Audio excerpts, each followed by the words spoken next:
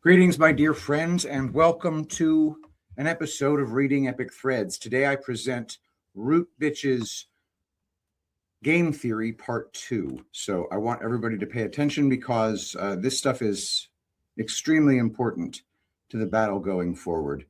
I am as pleased as punch to be back with you today. Threadfest 3 was a huge success. Now it's time to get back to some reading epic threads.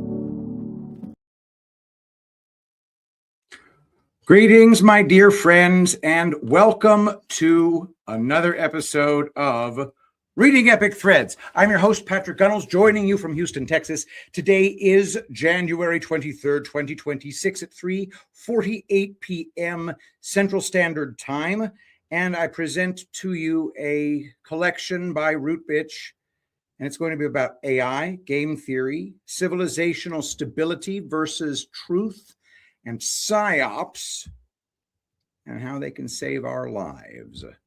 Without further ado, let us begin with Rootbitch, Game Theory. Game Theory Chapter 1, Sayonara, Alara. Q drop number 4024. Sometimes you can't tell the public the truth, you must show them. A deeply entrenched enemy who controls the vast majority of communications is only defeated by game theory.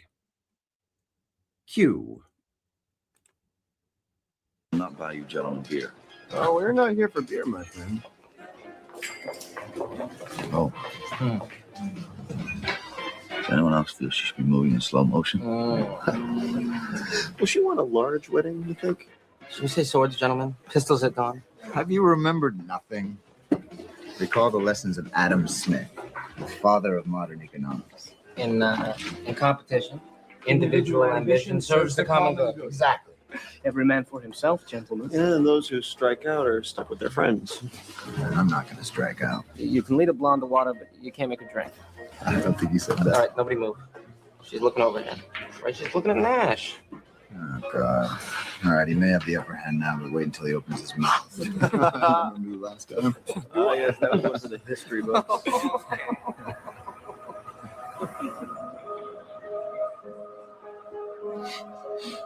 Adam Smith needs revision. What are you talking about? If we all go for the blonde,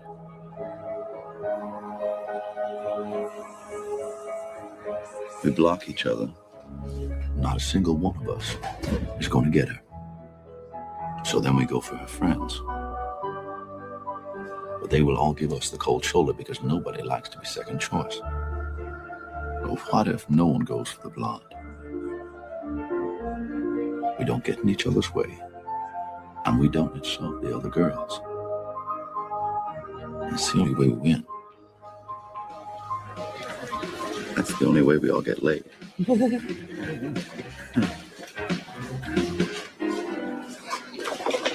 Adam Smith said the best result comes from everyone in the group doing what's best for himself, right? That's what he said. That's right. Incomplete. Okay? Because the best result would come from everyone in the group doing what's best for himself and the group. Ash, this is some way for you to get the blonde on your own. You can go to hell. Governing dynamics, gentlemen. Governing dynamics. Adam Smith. Who's wrong? Yep. Here we go. Careful, careful. Thank you.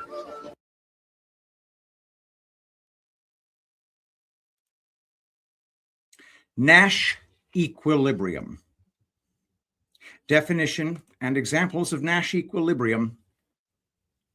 Nash equilibrium is one of the most important concepts in game theory. Outcomes are considered to be in Nash equilibrium when knowledge of the other player's strategies would not lead any player to change his own strategy. What is Nash equilibrium? It is a concept in game theory in which every participant in a non-cooperative game can optimize his outcome based on the other player's decisions. Nash equilibrium is achieved in a game when no player has any incentive for deviating from his own strategy, even if he knows the other player's strategies. In economic theory, the Nash equilibrium is used to illustrate that decision-making is a system of strategic interactions based on the actions of other players. It can be used to model economic behavior to predict the best response to any given situation. The Nash equilibrium concept is named after the American mathematician John Nash, who defined the theory and won the Nobel Prize for his work. History. The theory of the pure strategy Nash equilibrium, or finding the optimal strategy for each player in a game, was developed as a concept before John Nash fully defined it. It would also go on to be iterated on and developed to be more accurate and more widely applicable. The Cournot equilibrium. Antoine Augustin Cournot created a similar theorem in 1838 called the theory of oligopoly, or the Cournot equilibrium. This theorem used business firms to explore how the ideal output for each firm to maximize their profit is dependent on the output of the other.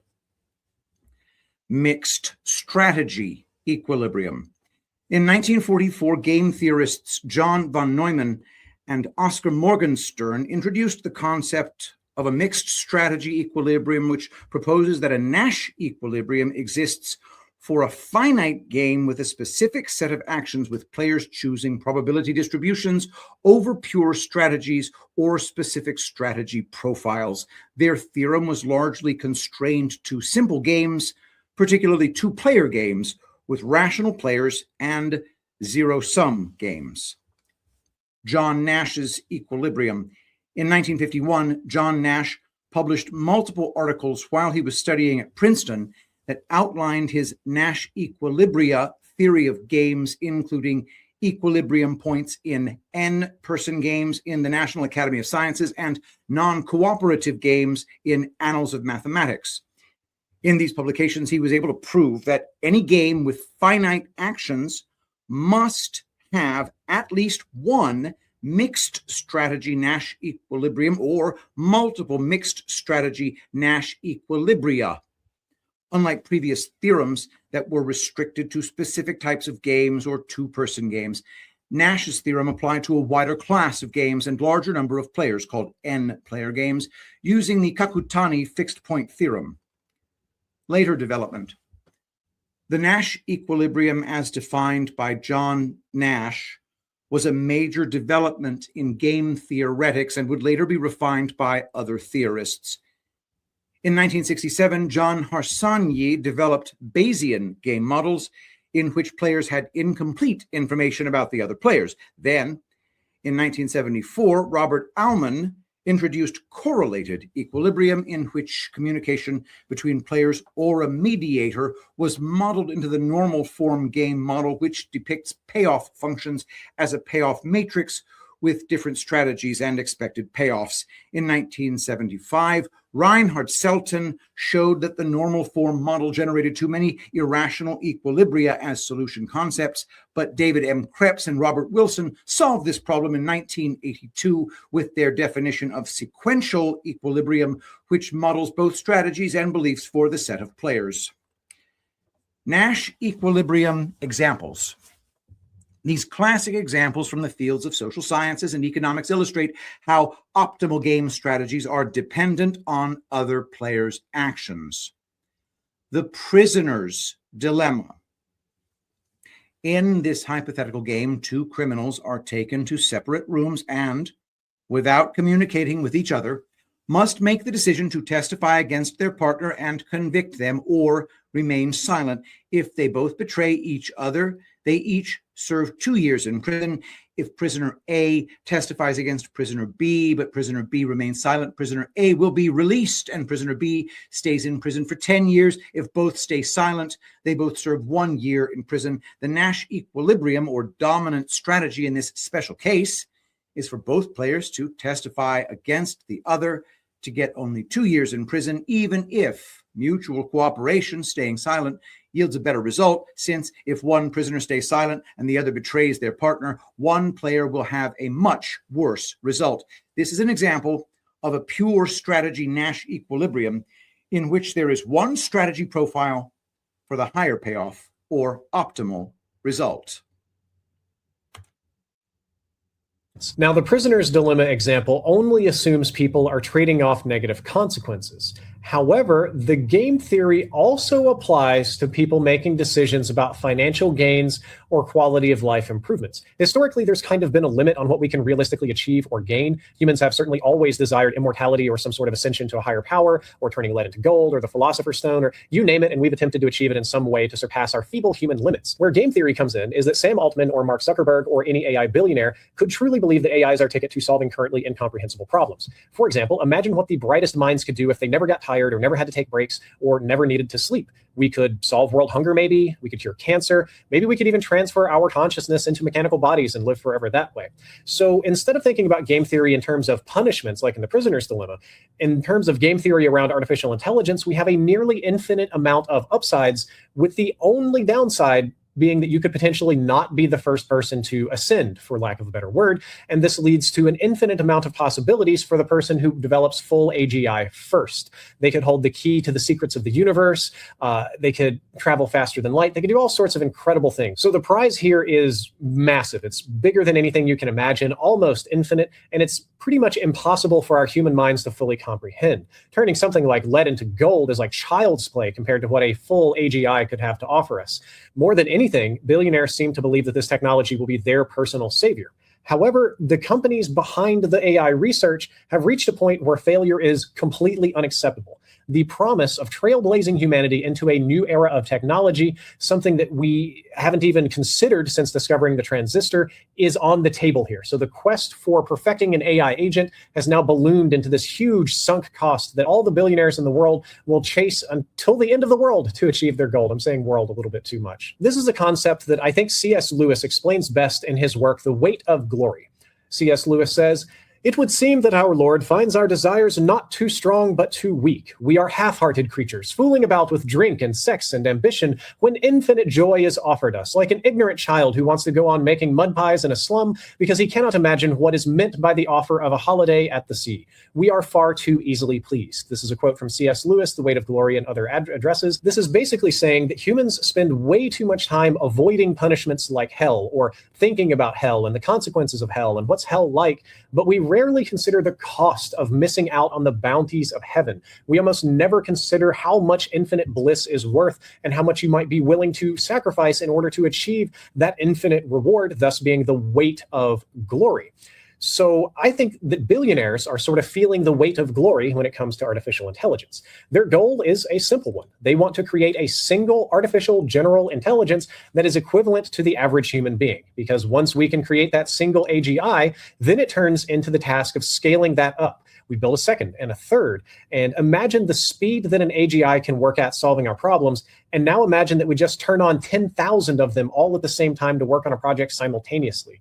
This is even more efficient than hiring 10,000 real human researchers, because the AIs will never need to sleep, eat, drink, rest, take breaks, or do any of those other sort of things. They can crank 24/7 around the clock. And there's a chance that we could even overclock them and make them work much faster than a normal human being. There are already plans to put these human equivalent AGIs to work developing a smarter AGI. So we're going to use AI to build better AGI, to build better AI, to build better up to a point where the AGI is going to reach something that we could not hope to understand. There is the possibility for godlike superintelligence becoming reality, not that different from AM in I have no mouth and I must scream. So along the way, almost every technological problem that you can think of can be solved. After immortality, we'll probably work on faster than light travel. And after that, we might even have enough resources left over to solve male pattern baldness. The thing about AGI is that once it becomes real, these fantasies won't be 100-year solutions. They won't even be a 10-year solution. They might be 2-year solutions. Intelligence gains in AI improving on AI will scale faster than any technology that we've ever created. It'll make our adoption of the internet and digital technology look slow by comparison. And whoever controls all of this progress has the potential to become the first immortal being and potentially even the first god to walk the face of the earth. As Batman would say in Batman versus Superman, if there's even a 1% chance that this is true, then we have to throw everything we've got at it. I mean, you have to ask yourself, what would you be willing to risk if the potential upside was becoming a god? Probably a lowercase g god, but an immortal that lives forever and is super rich. This is why I believe the AI bubble is ideological in nature instead of practical. The billionaires that own these companies or invest in them are pumping trillions of their dollars into AI development, and they're not really worried about turning a profit in the traditional sense. Instead, they seek to transform themselves and their holdings into something that would make them more like a prophet. See what I did there? I know that's an unintentional pun, but it fit in too well. The amount of influence that billionaires already wield over our society through the economy and through politicians is so enormous that the only way to gain an even greater power is to upgrade yourself to a godlike entity, or perhaps create and then tame a godlike entity that will work at your behest. You've all got to ask yourself one question. If a genie offered you all the money in the world or all the knowledge in the universe, which one would you choose? I think for most of us, the rational choice is an obvious one. Having all the knowledge in the universe could be such an unparalleled benefit that it would be akin to achieving godhood. It would be like eating from the apple of knowledge in the Garden of Eden. You would become something else. You wouldn't need money. You would be beyond money and wealth. So I personally don't believe that large language models or our current path of AI development is going to reach AGI anytime soon. But if I did believe this was possible, if I were a Zuckerberg or an Elon Musk and I just thought that this was really a possible thing, then the only rational choice I would have to make in my life is to throw everything at my disposal into making AGI a reality. I mean, what would you be willing to spend for godhood? How much does a dollar really cost you compared to massively improving your quality or length of your life? For the world's ultra wealthy, it's entirely reasonable for them to inflate the AI bubble to outrageous proportions in hopes of acquiring this infinite prize. And that's why I think the AI bubble is going to continue to inflate, and why I think governments and businesses are going to continue to double, triple, quintuple, quadruple, and pentuple down on propping this up until they achieve their prize. So guys, that is my best attempt to explain why AI bubble. I didn't get too far into the details of how AI bubble or their profitability and losses, but rather I just genuinely believe that there is a more ideological drive to solving artificial intelligence than there is for a profit-oriented one, because most people don't even want to buy these things anyway. All right.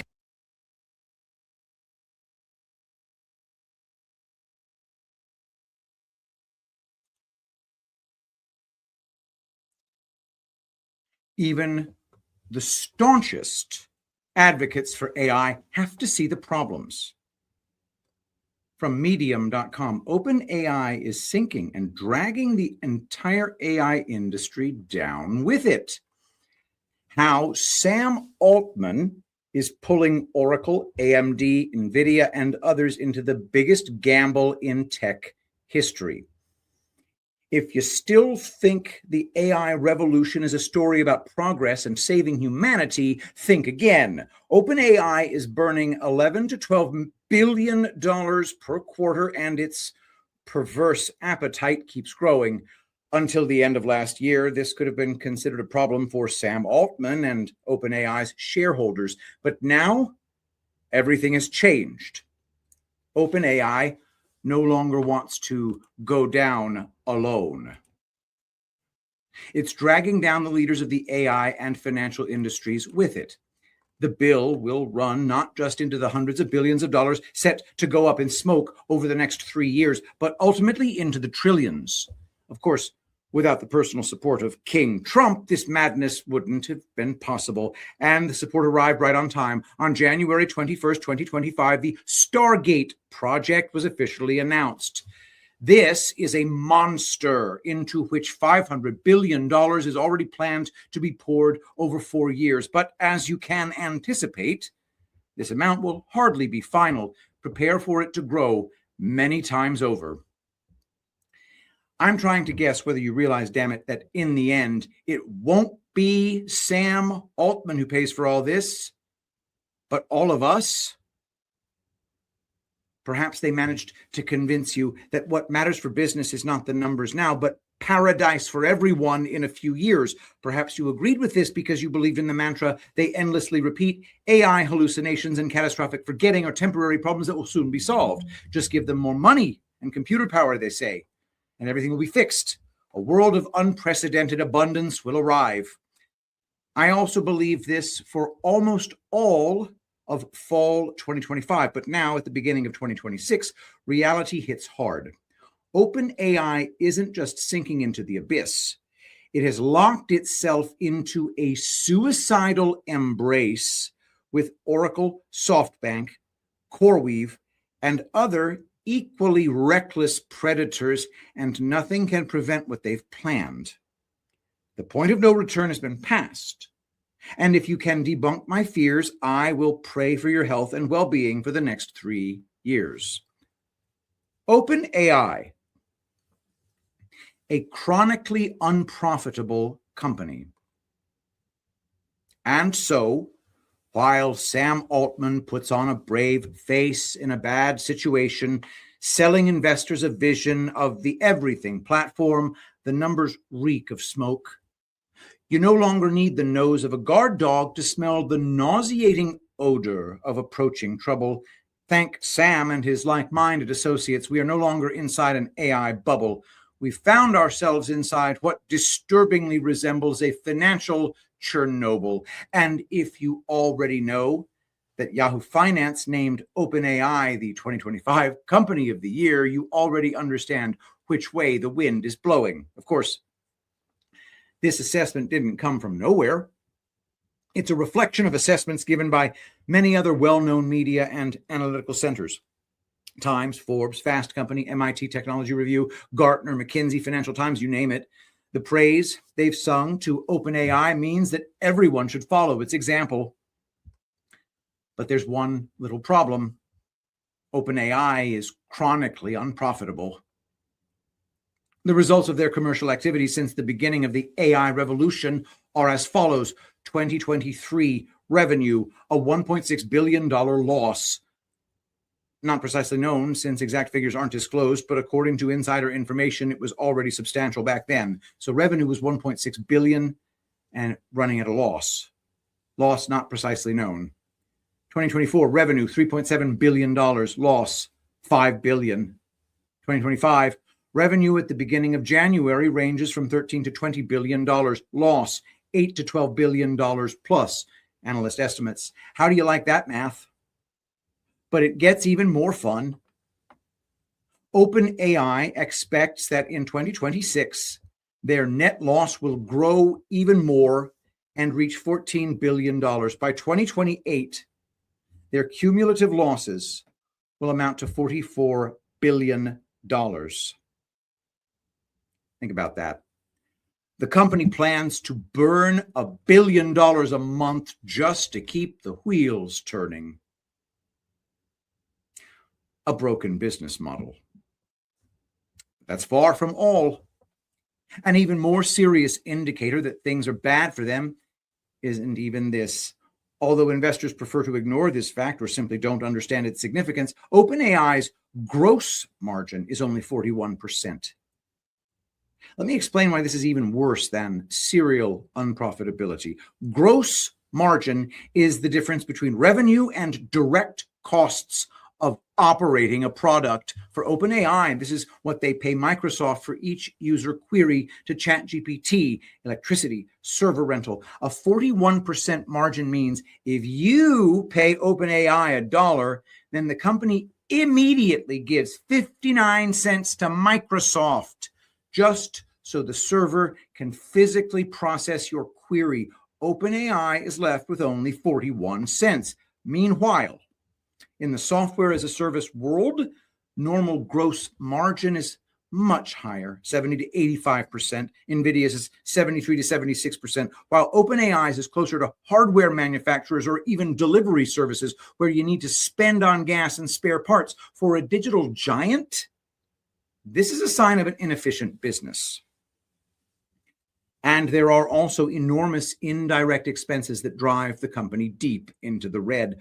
First and foremost, training large language models, which can consume an infinite amount of energy. Exactly how much OpenAI prefers not to disclose, but the figures can be estimated using the reference XAI Colossus cluster in Memphis, where GPT-5 competitors are trained, is a baseline.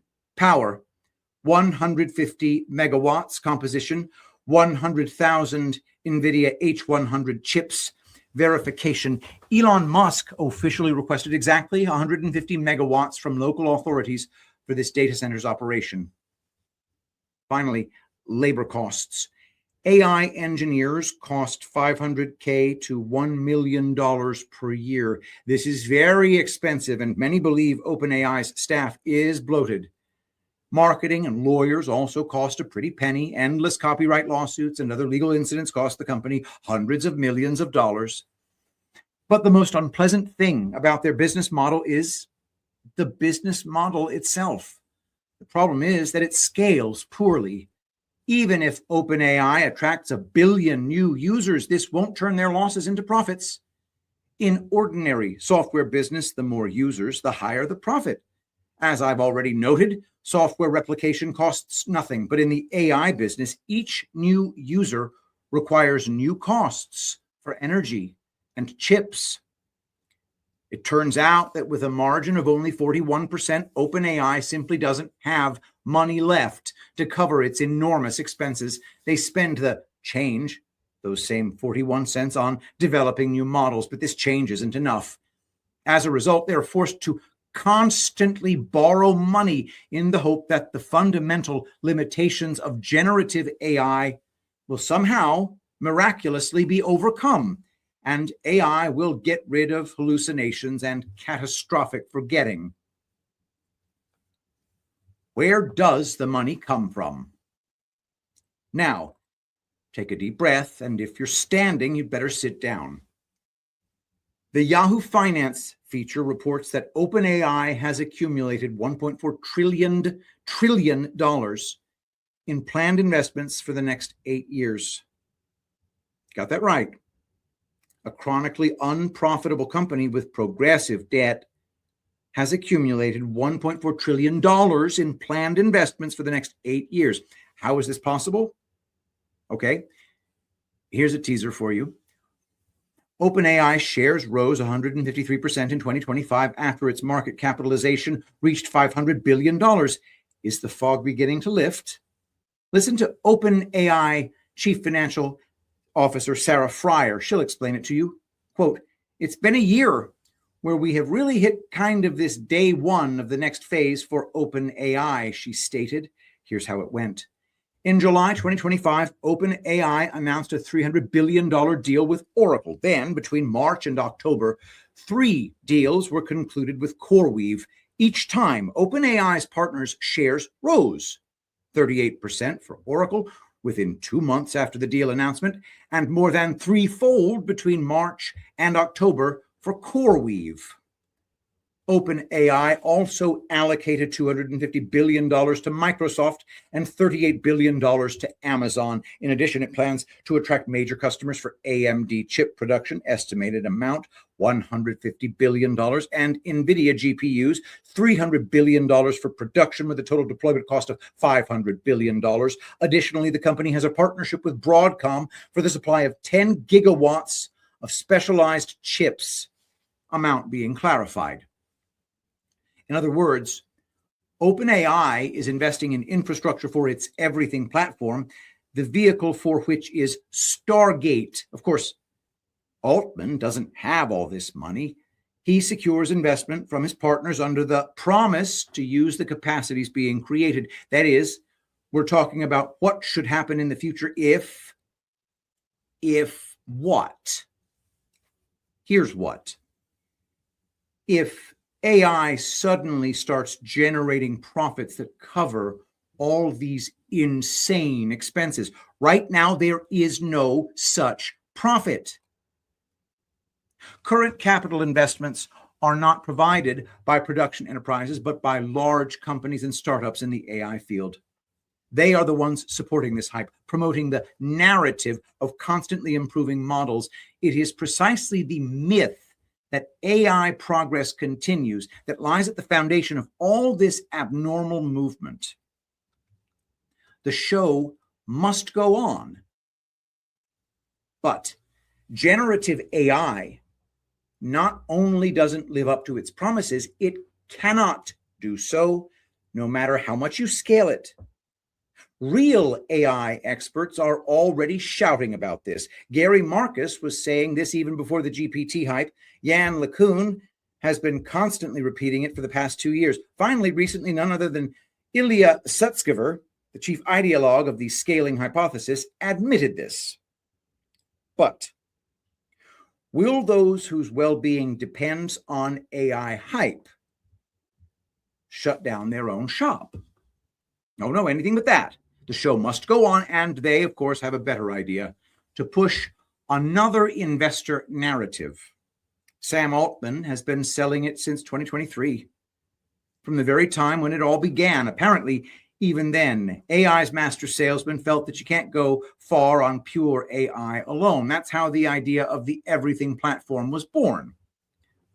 According to Altman's plan, OpenAI shouldn't remain a one-product company, ChatGPT. It should become nothing less than the base platform of a new technological paradigm, a kind of analog of Windows plus iOS plus Amazon Web Services plus the App Store simultaneously under the management of AI. At the same time, AI will take on all the routine work, including setting up and optimizing the environment. Users will only need to tell the system what they want. Well, like in the movie Her. This is where Stargate became necessary as an enabler for this entire venture. It's conceived as a next-generation computing cluster for training and inference of LLMs. The problem is that Stargate may turn out to be a trillion-dollar dud. The technology around which this entire venture revolves has an incurable fundamental flaw. Hallucinations and catastrophic forgetting are simply uneliminable. Unfortunately, investors don't care about the technology itself. They don't listen to Marcus, LeCun, or even Sutskever. Their eyes flash with hundreds of billions of dollars circulating between OpenAI, NVIDIA, CoreWeave, Oracle, Microsoft, and other participants in the carousel, and they believe they've invested in the right place. Those who are smarter, of course, understand what's happening.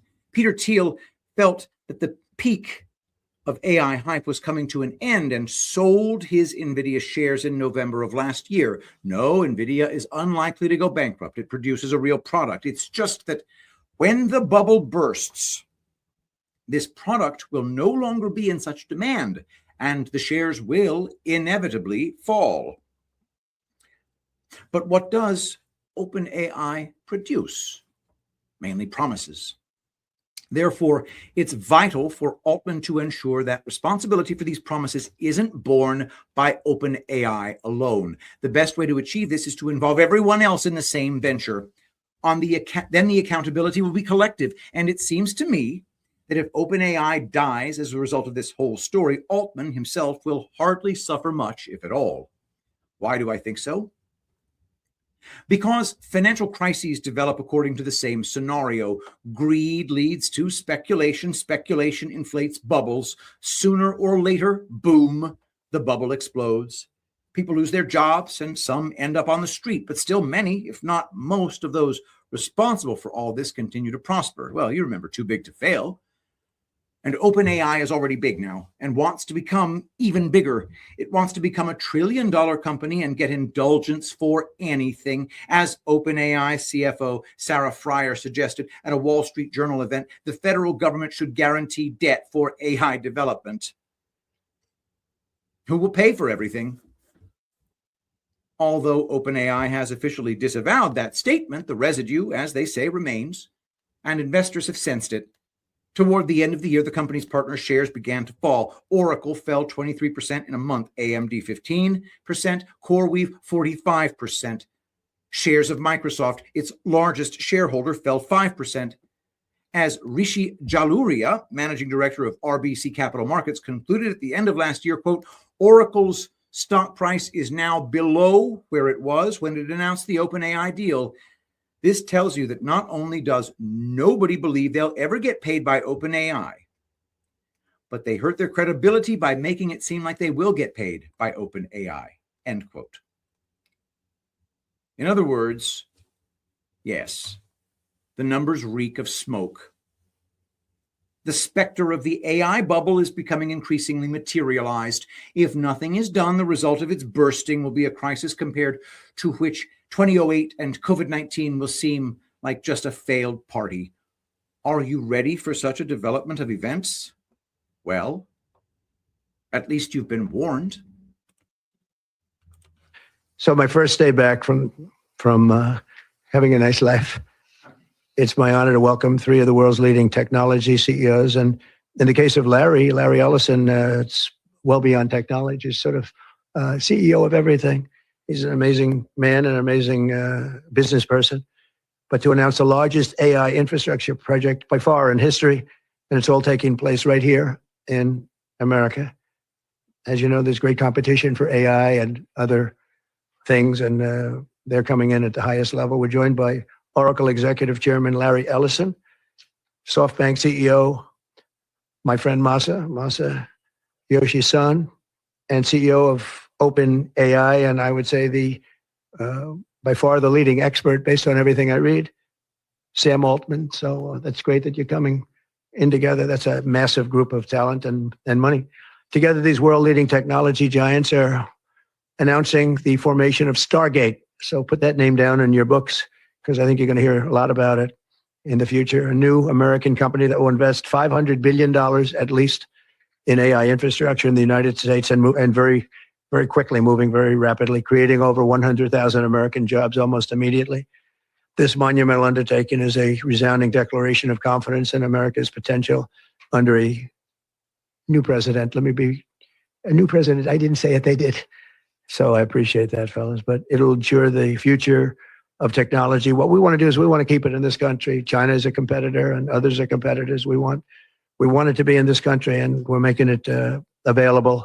I'm going to help a lot through emergency declarations, because we have an emergency. We have to get this stuff built. So they have to produce a lot of electricity, and we'll make it possible for them to get that production done very easily at their own plants if they want, where they'll build at the plant, the AI plant, they'll build energy generation, and that will be incredible.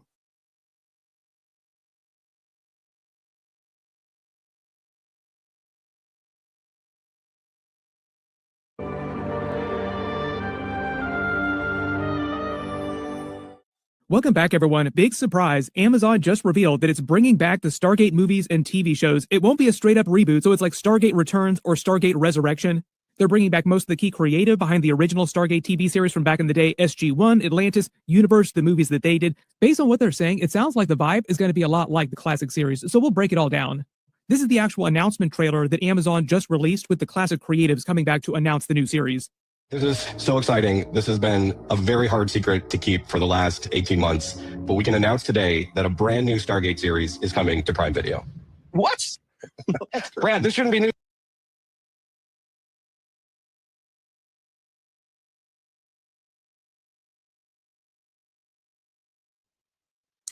To understand the moves and counter moves being made, we need a little background.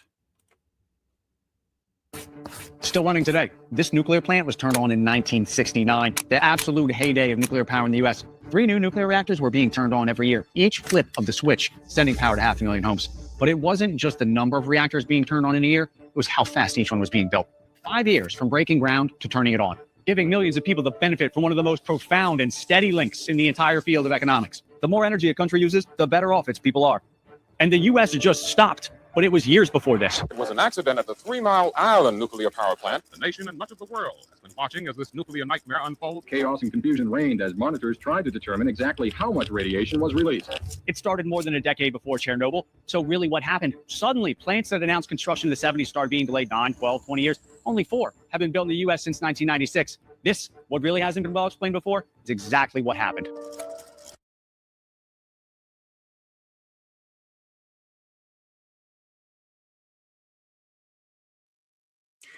I recommend that you watch the entire video. In the interest of time, I'm going to clip just the most relevant parts. This made law on May 5th, 1975, sent the U.S. nuclear industry to its short, fast death. These are the rules for building, modifying, or extending the life of a nuclear reactor. In 1970, there were 400 industry-accepted standards and 4 rules for building a nuclear plant. By 1978, there were 1,800 standards and 300 new rules that had to be satisfied if you wanted to flip the switch on. This is the critical phrase in that document, as low as is reasonably achievable, also known as a LAR, which says that every bit of radiation, no matter how small, adds a proportionate bump in your lifetime chance of cancer. And those bumps add up over your whole life. In other words, there's no amount of radiation that's ever considered risk-free, and each exposure stacks on top of the last. So if climbing Everest once gave you a 1% chance of getting cancer, then going up a second time now puts you at 2%, a third time puts you at 3%. This is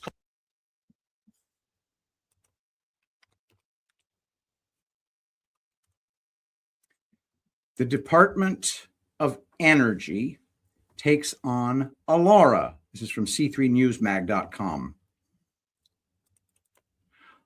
Last fall, Energy Secretary Chris Wright told the audience at Senator John Curtis's Conservative Climate Summit that, quote, nuclear is going to become sexy again. For policy wonks and proponents of modernizing outdated nuclear regulation, there may be nothing sexier than reforming Alara, the linear no threshold LNT model, and the Alara principle, as low as reasonably achievable, are 2 elements that have guided U.S. radiation standards for decades.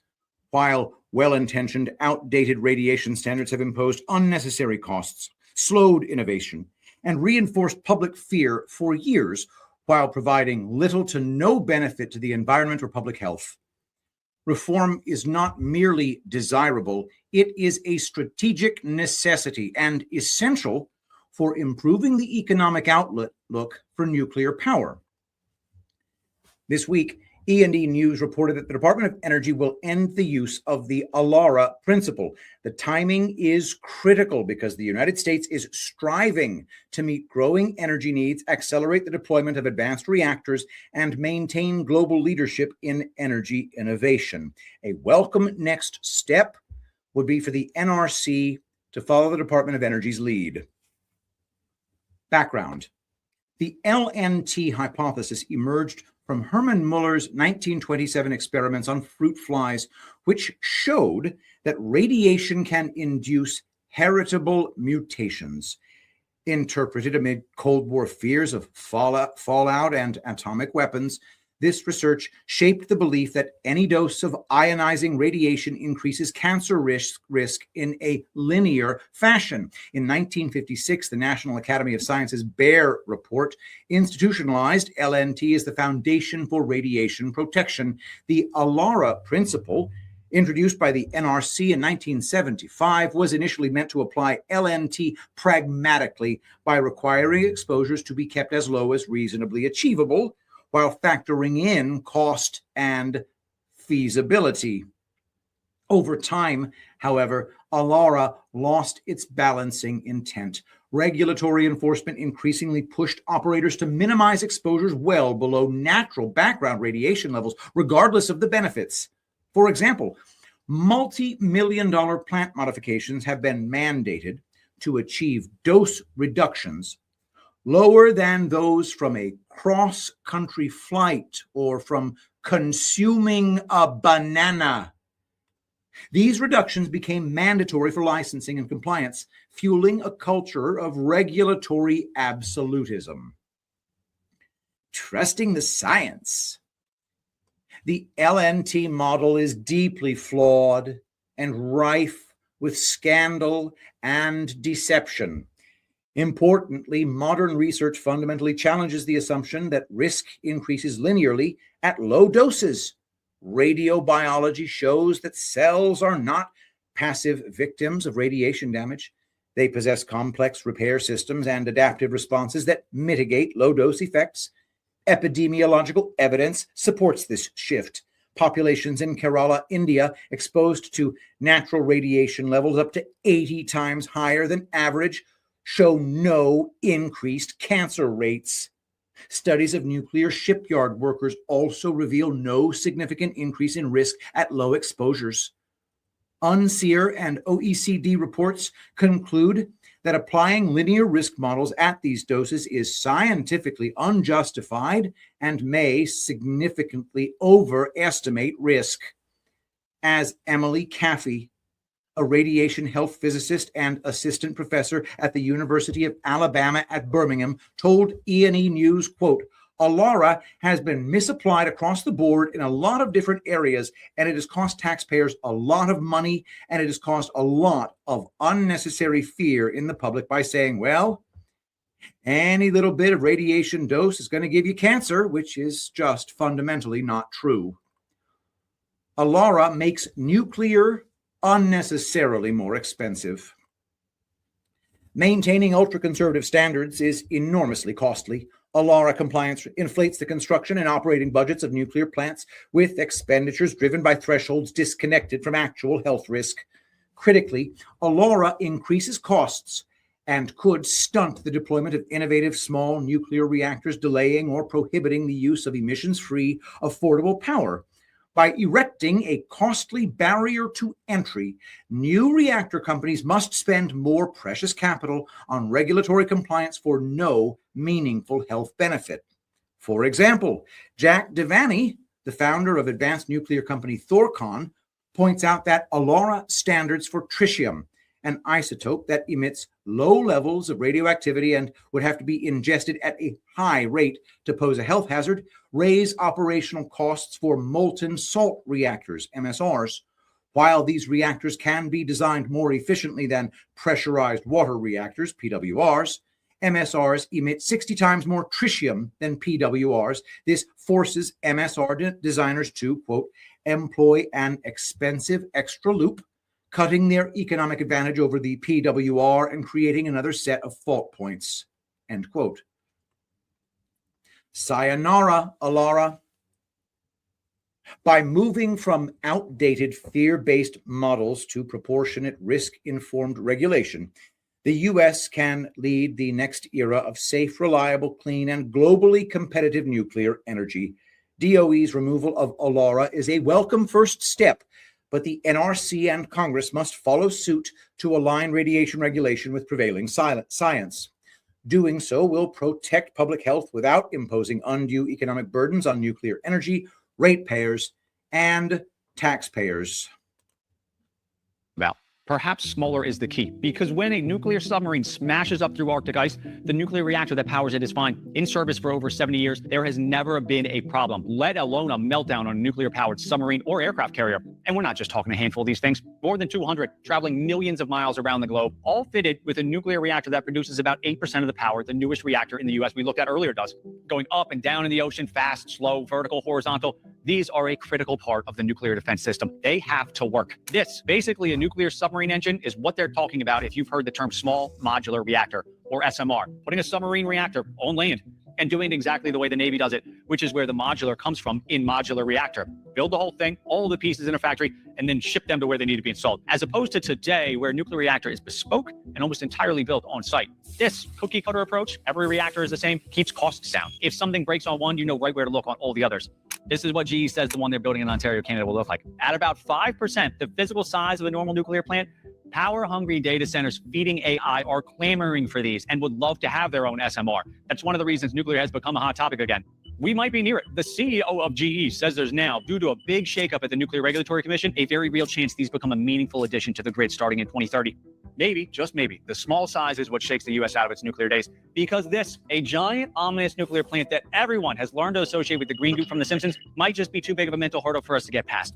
We'll see. My instincts say the U.S. is turning the corner on nuclear, but you never know until it's done. Fear is an extremely powerful motivator. Seabrook's opponents, who profess concern over the environment, continue their crusade against a clean, safe power plant that will reduce our air pollution problems and increase our supply of domestically produced energy. This plant has already been through some 17 years of intense scrutiny. It has passed every test, every hurdle, every obstacle thrown in its path. And these obstacles have been costly.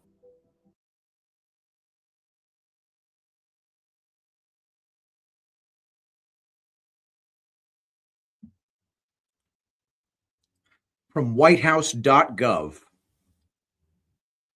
Zero-based regulatory budgeting to unleash American energy. In our country, laws are supposed to provide the certainty and order necessary to foster liberty and innovation. Instead, our vast regulatory structure often serves to constrict ordered liberty, not promote it. The United States Code itself is more than 60,000 pages, but unelected agency officials write most of the complex, legally binding rules on top of that, often stretching these statutory provisions beyond what the Congress enacted.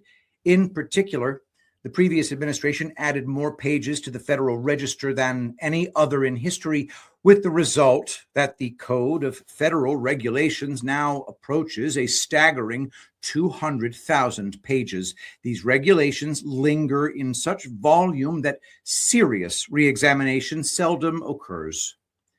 This regime of governance by regulator has imposed particularly severe costs on energy production, where innovation is critical. The net result is an energy landscape perpetually trapped in the 1970s. By rescinding outdated regulations that serve as a drag on progress, we can stimulate innovation and deliver prosperity to everyday Americans. This order directs certain agencies to incorporate a sunset provision into their regulations governing energy production to the extent permitted by law, thus compelling those agencies to re-examine their regulations periodically to ensure that those rules serve the public good. From federalregister.gov, the Sunset Rule. Summary. The U.S. Nuclear Regulatory Commission is amending its regulations to insert a conditional sunset date into certain regulations in response to EO 14270, zero-based regulatory budgeting to unleash American energy. Dates.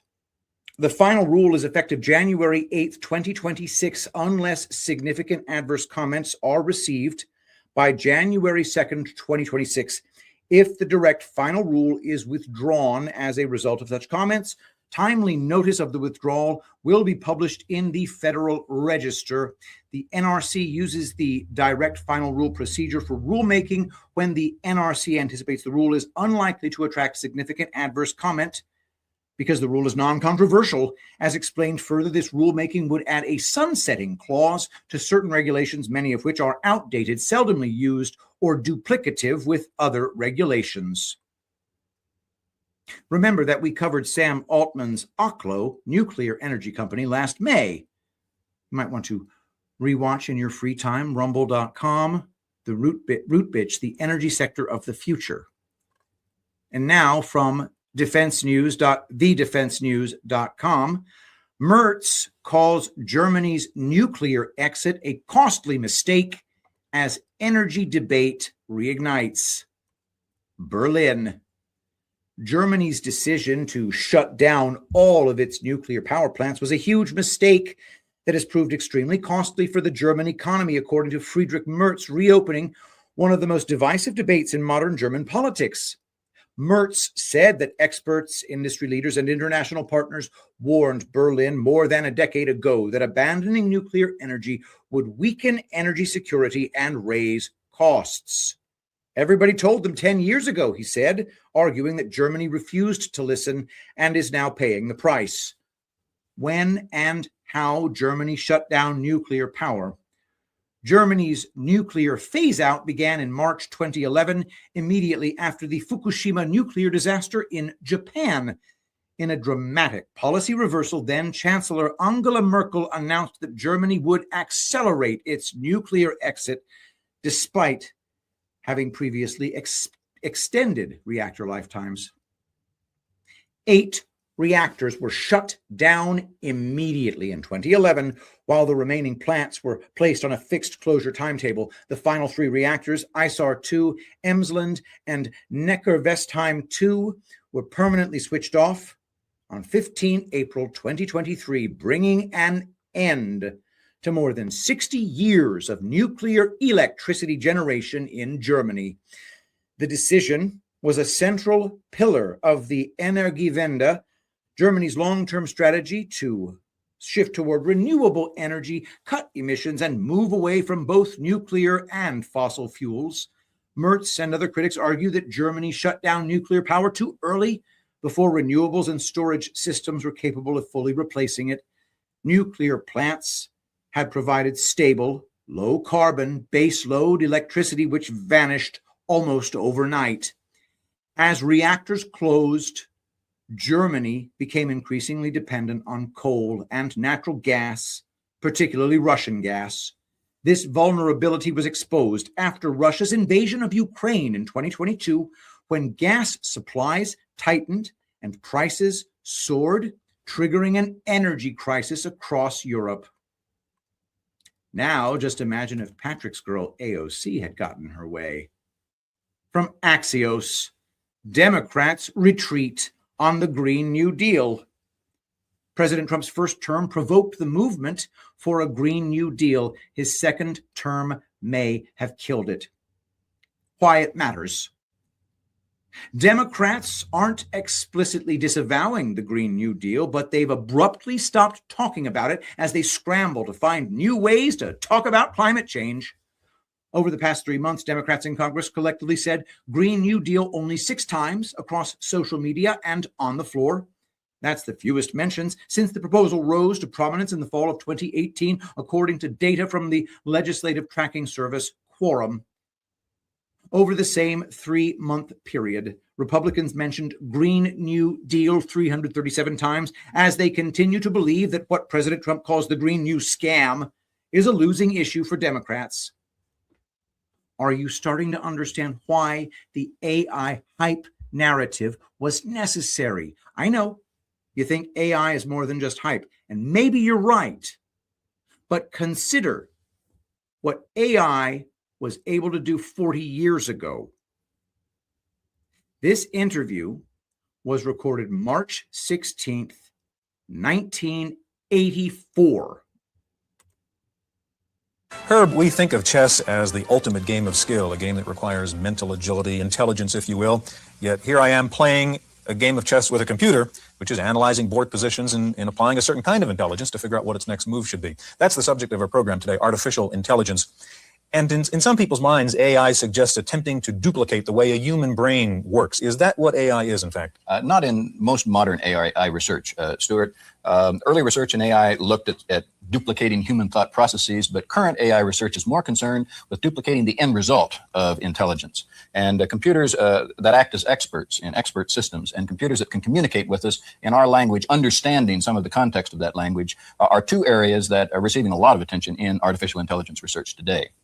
Okay, we're going to meet 2 of the world's foremost experts on artificial intelligence, and we'll take a look at 2 fascinating examples of expert systems. One of the leading experts on expert systems is Dr. Edward Feigenbaum of Stanford University. We asked Professor Feigenbaum about the evolution of artificial intelligence. The computers, as you know, are general symbol processing devices capable of manipulating any kinds of symbols, of which numbers constitute one important class, but computers are much more general than that. We've known about the generality of computation since at least the time of Turing in the 1930s. And actually, I've tracked it back to intuitions that Babbage had that were reported by Ada Lovelace, after whom the Ada programming language is named. In 1842, Ada Lovelace wrote that the analytical engine of Babbage's constituted the link between the mechanical world and the world of the most abstract concepts. That currently, in the modern terminology, is called the physical symbol system hypothesis and is the basis for artificial intelligence work. In artificial intelligence as a science, we talk about the use of computers to process symbolic knowledge using logical inference methods, symbolic inference methods. In other words, we're talking about inference and not calculation in the traditional sense. We're talking about knowledge and not numbers in the traditional sense. A current application of inferential knowledge engineering is in the field of expert systems. Programs like this oil exploration advisor. Developed to assist drilling rigs in remote areas, the program behaves much like a qualified specialist. It asks questions of its user and then gives advice on how to avoid or correct accidents so common in drilling operations. If at some point in the line of questioning the user becomes confused by the query, he can ask the program to explain itself, simply by entering why. The advisor responds with a specific source behind the question and explains its reasoning up to that point. The symbolic processing behind the human-like talents of this program have found applications in a broad range of fields, from medicine to robotics.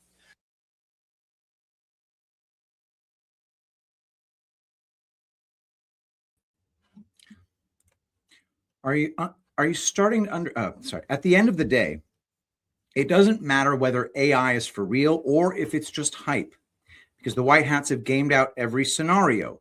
If it's real, then we'll all have our own AI robots to tend to our every need. And if it's hype, then we've used their credit card to pay for the development of new energy production. Q drop number 2450. We're going to show you a new world. Those who are blind will soon see the light.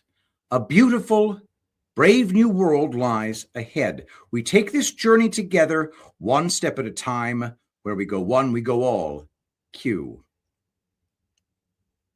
I'll leave you with a few other Qisms to ponder. Mankind is repressed. We will be repressed no more. Information is knowledge. Knowledge is power. Information is power. News unlocks. Future proofs past. You have more than you know. Part 2. Coming soon. All right, we now take a quick break for a thread from Brian Cates. That's Draw and Strike on Twitter. Okay. Like I said at the end of my show yesterday, you may notice about a year ago, I stopped doing any product endorsements, even for my own store at Coffee Brand, both of which I let go dormant. I don't even advertise my own books anymore.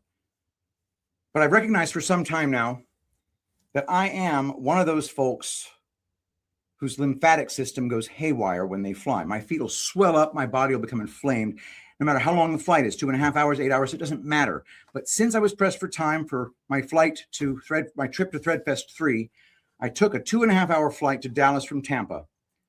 That was a bad decision. By the time I landed in Dallas, the inflammation was acute. First couple of days of the event, from Thursday night to Saturday afternoon, I tried the usual methods, sleeping with my legs elevated, vitamin C, extra sleep, you name it, but it just got worse and worse. So by Saturday, I was in crazy pain. I stood up from the table. I was headed to the restroom, and I almost keeled over from the massive twinge in my lower back and the alarming soreness of my feet. That was it. I had to admit I was not going to make it to the rest of the event. They were planning to go till around 11 p.m. So I staggered, slowly to the elevator. I shuffled to my room. I was in agony. Sat on the couch, texted Patrick, the organizer of the event, to let him know I was going to have to skip the rest of the agenda for that night because I couldn't walk anymore. I was kicking myself for flying, thinking to myself morosely that this was certainly not how I'd envisioned my time in Dallas going. I'd probably have to skip tomorrow's events too, since my feet were just not getting any better. And then I got a text from Patrick's wife, Ashley, who brought me a jar of Tulip Soothe. She brought it to my room. She texted it to me. She texted me when she was outside the door. Now, I hated having to get back up on those feet to walk to the door. It hurt, but I did it. She handed me this small jar and told me how to use it. So I used it. And about 10 minutes later, checked my phone. It was BB McGuire saying she'd brought me some compression sleeves. So I had to get up again. So I lurched up from the couch and moved to the door. I was about halfway to the door when all of a sudden I realized the wave of agony I was expecting, which I just experienced only 10 minutes before during Ashley's appearance, was not there. I actually stopped. I looked down at my feet. What the fuck? I had a moment of cognitive dissonance as my brain tried to compute where the pain had gone. Oh, wait, you mean that weird balm I just rubbed all over my feet? So I get to the door, I swing it open, and BB's standing there with this box in her hands containing these leg compression sleeves. And I blurt something, holy cow, this is awesome. That stuff Ashley brought me, it's actually working. Now, don't get me wrong, my feet were still sore, It's not a miracle cure, but the pain was gone. I could get up and walk around and not be in agony. It had been only 10 minutes since I'd applied the Tulip Soothe. BB shows me how to put on and use the leg sleeves, then she leaves. As I'd sat up in my room before Ashley arrived with the Tulip Soothe, I pictured myself having to be taken in a wheelchair to the gate at Love Field on Monday afternoon. Well, on Monday afternoon, I walked to the gate, I flew back to Tampa, and I walked out of the airport. So this is my testimonial from personal experience about the Tulip Soothe Balm. I doubt I would have been able to attend the last day or avoid a wheelchair for the trip back without this amazing product. I told Patrick and Ashley, you better patent this stuff. It's that good. Now, Brian is a Tulip Blooms affiliate. I want everybody here to go to tulipblooms.shop, promo code Kates. That's /Kates. You go to tulipblooms.shop, use promo code Kates at checkout, or just tulipblooms.shop and then type /Kates, and it takes you right there. And that gives Brian a cut, which he richly deserves for writing that nice testimonial. But yeah, Brian was in a lot of pain. I just want to thank all of you for coming back to watch Reading Epic Threads. And I want to thank Brian for helping to, get some exposure to this amazing breakthrough we've made with this product, the Tulip Soothe Balm. 87 reviews. I don't know what percentage of them are 5-star, but it's 4.8 overall. So it's really outstanding. Go to tulipblooms.shop /Kates. Now we return for part 2 of today's Reading Epic Threads. So without further ado, let's take a look at Rootbitch's Game Theory Part 2. In Part 1, we explored some of the moves made to restore America's energy independence. For anyone still questioning whether it's all part of the plan, please consider CNBC.com, September 23rd, 2025. Sam Altman, OpenAI's $850 billion in plan build-outs bubble concern. It was a fitting backdrop for the OpenAI CEO to unveil what he calls the largest infrastructure push of the modern internet era, a 17 gigawatt build-out in partnership with Oracle, NVIDIA, and SoftBank. In less than 48 hours, OpenAI has announced commitments equal to 17 nuclear plants, or about 9 Hoover dams. But I ended part 1 by referencing some Q-isms, including news unlocks, future proves past, and you have more than you know. So let's get an update since then from NPR, February 2nd, 2026. The Trump administration exempts new nuclear reactors from environmental review. The Trump administration has created an exclusion for new experimental reactors being built at sites around the U.S. from a major environmental law. The law would have required them to disclose how their construction and operation might harm the environment, and it also typically required a written public assessment of the possible consequences of a nuclear accident. The exclusion announcement comes just days after NPR revealed that officials at the Department of Energy had secretly rewritten environmental safety and security rules to make it easier for the reactors to be built. The Department of Energy announced the change Monday in a notice in the Federal Register. It said the department would begin excluding advanced nuclear reactors from major requirements of the National Environmental Policy Act, NEPA. The act calls on federal agencies to consider the environment when undertaking new projects and programs.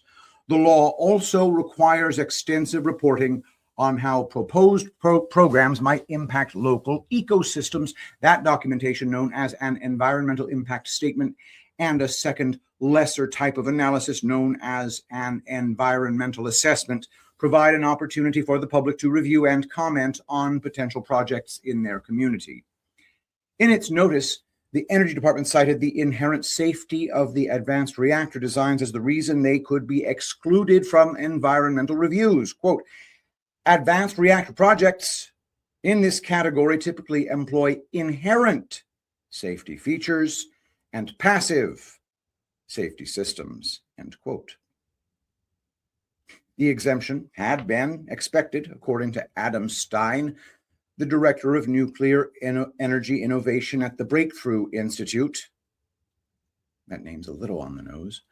An environmental think tank that studies nuclear power and the tech sector. In a statement, the Department of Energy said that its reactors would still undergo environmental reviews. Quote, the U.S. Department of Energy is establishing the potential option to obtain a streamlined approach for advanced nuclear reactors as part of the environmental review performed under NEPA. The analysis on each reactor being considered will be informed by previously completed environmental reviews for similar advanced nuclear technologies. End quote.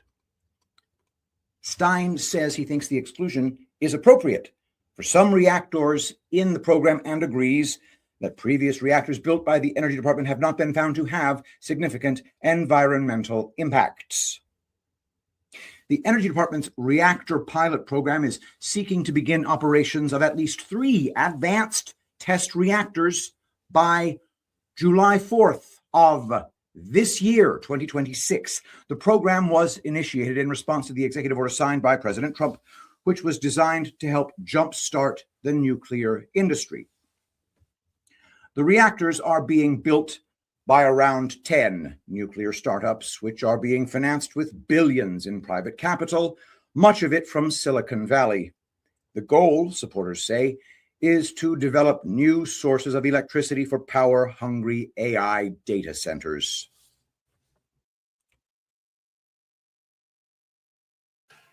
I've signed an order directing and approval of many new nuclear reactors. We're going heavy into nuclear. I was not a big fan because I didn't like the risk, the danger, but they have the progress they've made with nuclear is unbelievable, and the safety progress they've made is incredible.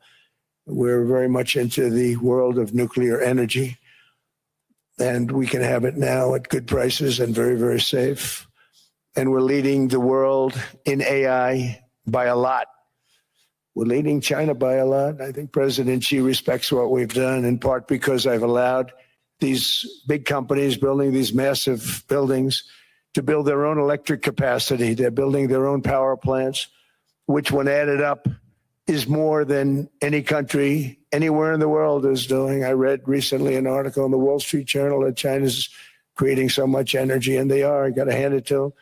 But we're creating as much or more, and we're letting them do that. I'm very proud of it. It was my idea. I said, you can't create this much energy. We needed more than double the energy currently in the country just to take care of the AI plants. And I said, we can't do that. We have an old grid system. And I came up with the idea, you people are brilliant. You have a lot of money. Let's see what you can do. You can build your own electric generating plants. And they looked at me. They didn't believe me. All of the names that are, I think, in the room right now, if you want to know the truth, they didn't believe it. And I said, no, you can't. They came back 2 weeks and they didn't have the plant. They said, we thought you were kidding. I said, no, not only am I not kidding, you're going to have your approvals within 2 weeks. I always say nuclear will take 3 weeks. Now, if we think back to AI Part 1 from June 2024, you may recall that I compared the AI hype to the space race. We're finally coming full circle from manufacturing digital.com, manufacturing on the moon inside SpaceX and XAI's plans. Elon Musk's companies SpaceX and XAI are merging to manufacture satellites on the moon and put solar data centers in orbit. Elon Musk's SpaceX is acquiring his startup XAI in a deal which values the combined entity at approximately $1.25 trillion. The aim of the acquisition is to manufacture AI satellites that operate as solar-powered orbital data centers in space. The plan aims to address the substantial power and water consumption required for large-scale computing operations. By relocating these resource-intensive processes to space, the initiative seeks to tap into solar energy at a scale far beyond what terrestrial facilities can achieve. Beyond orbital data centers, Musk says the company has set its sights on establishing scientific and manufacturing operations on the moon. Remember, the best lies are 90% truth. Less than that is too obvious. But now I want to move on from energy to finance. What follows is a compressed transcription of this lecture by Professor Jiang Shu-Qin from YouTube. Transcribed. The first thing you need to understand is that for most of its history, Europe was a very poor place, and in order for it to obtain wealth, it had to trade with the world. Specifically, it wanted spices from what they call the East Indies. And if you wanted to trade with East Asia, you had to go through the Muslims. But the Muslims decided that they would block trade or charge a lot of levies. Remember, at this time in history, spices are the most valuable commodity. They're actually worth more than gold. In fact, if you're able to bring one ship of these spices back to Europe, well, you had intergenerational wealth. You could become one of the wealthiest people in Europe. So now, the Spanish and the Portuguese look for new routes, but Africa is not really hospitable. There are a lot of viruses, diseases in Africa, so they started to explore all around the world, and they went to North America and South America. There they discovered the Aztecs, the Incas, etc., who had a lot of wealth because these were empires that they could easily conquer. And so they set up these colonies all around South America, and a lot of silver was now being transported back to Spain, which became extremely wealthy. And so the Spanish, they had all this wealth, and they decided that they didn't really want to work anymore. Well, what happened was that they started to subcontract their labor to other places, which led to the rise of England, France, and the Dutch Republic, mainly to provide textiles, luxury goods to Spain. So Spanish, because they were so wealthy, didn't want to work, but they wanted to buy nice clothes.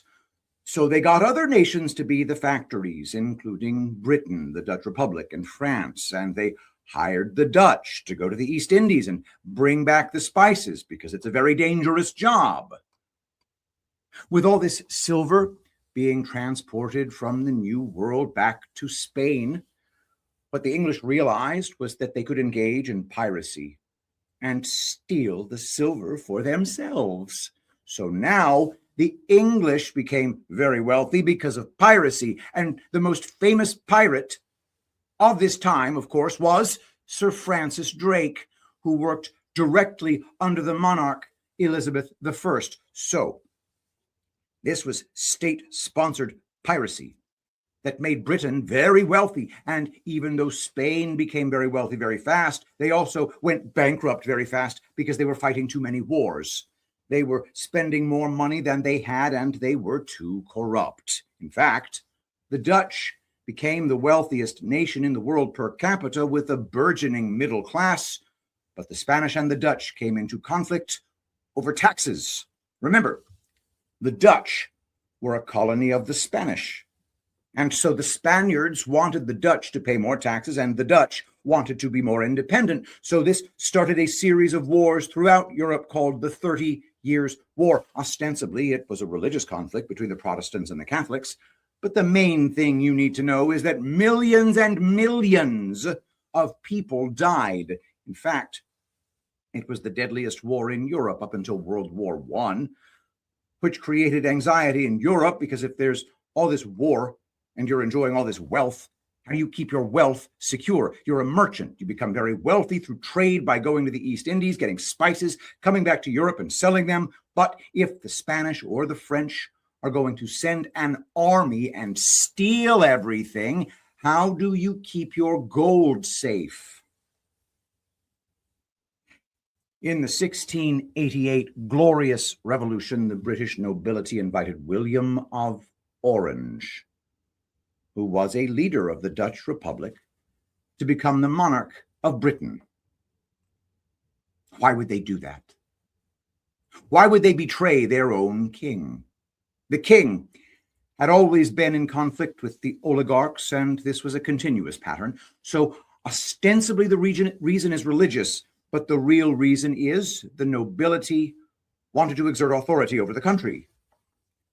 So in this agreement, the Parliament became the sovereign state. It became the de facto power in England, and the king agreed to be the puppet or the figurehead, but the real power is in Parliament. This creates the idea of national sovereignty.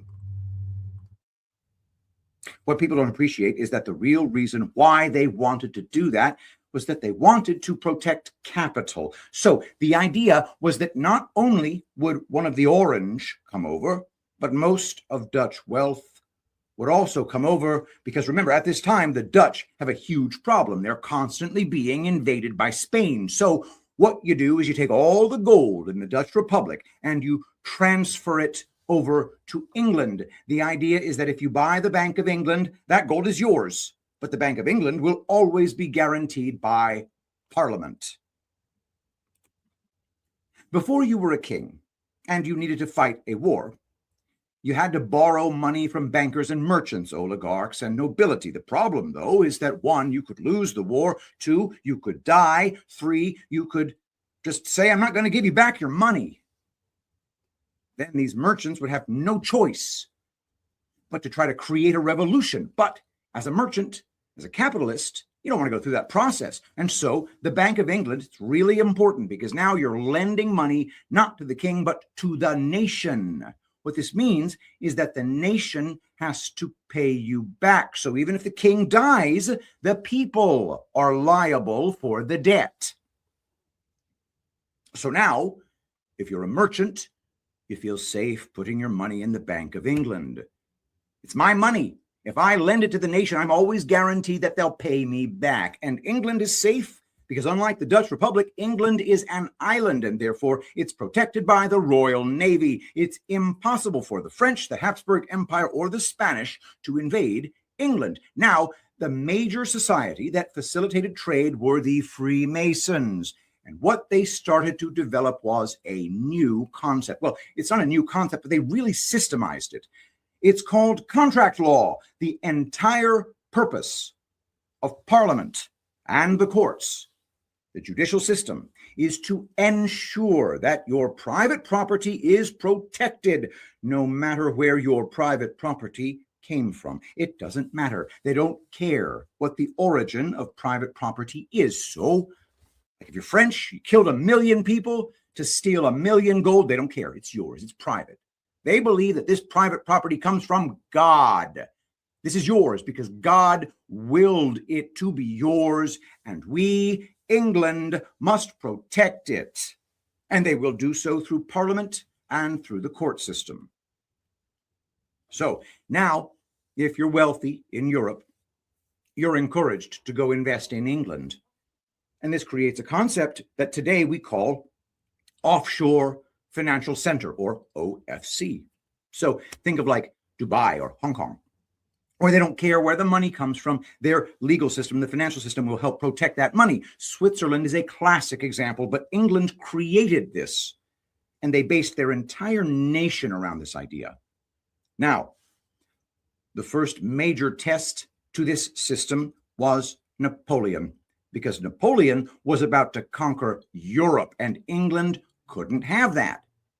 Because if Napoleon conquered Europe, then Napoleon could control all the wealth of Europe. He could make sure that none of that wealth was transferred over to England. He basically blockaded England. So what Britain did was they financed 7 wars against Napoleon, and they lost 6 of these wars, but they won the last one. So now Britain is a global financial empire. This is the East India Company. And what England will do is they will colonize India and steal all the wealth of India, primarily by deindustrializing India. You also have China.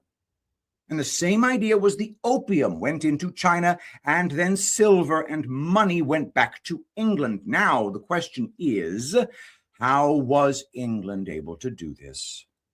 How is England able to create a system in which India and China basically voluntarily gave up their wealth? The answer is England set up a game that incentivized the local elites to cooperate with England. England said to the local elites, if you help us, we'll help you steal the gold from this country. Before, if you were an elite and you lost a war or other people didn't like you, they could kill you. But now, if you help the British, you can transfer your wealth and your children abroad. So now what's going to happen is that the elite are going to be able to send their children and their wealth to the British Empire.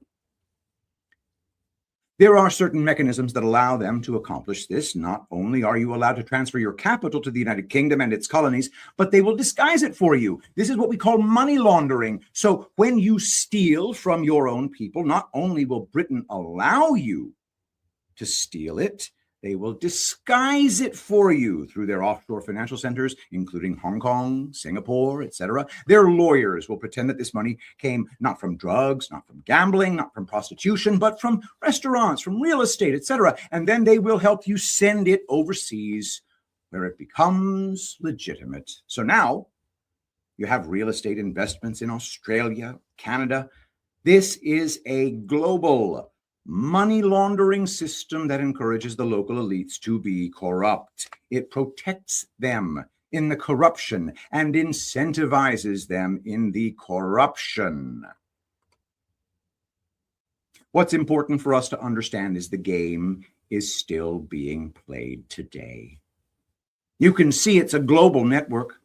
A lot of cocaine is produced in Colombia and South America, and then it just travels all around the world. It's a very sophisticated system of trade.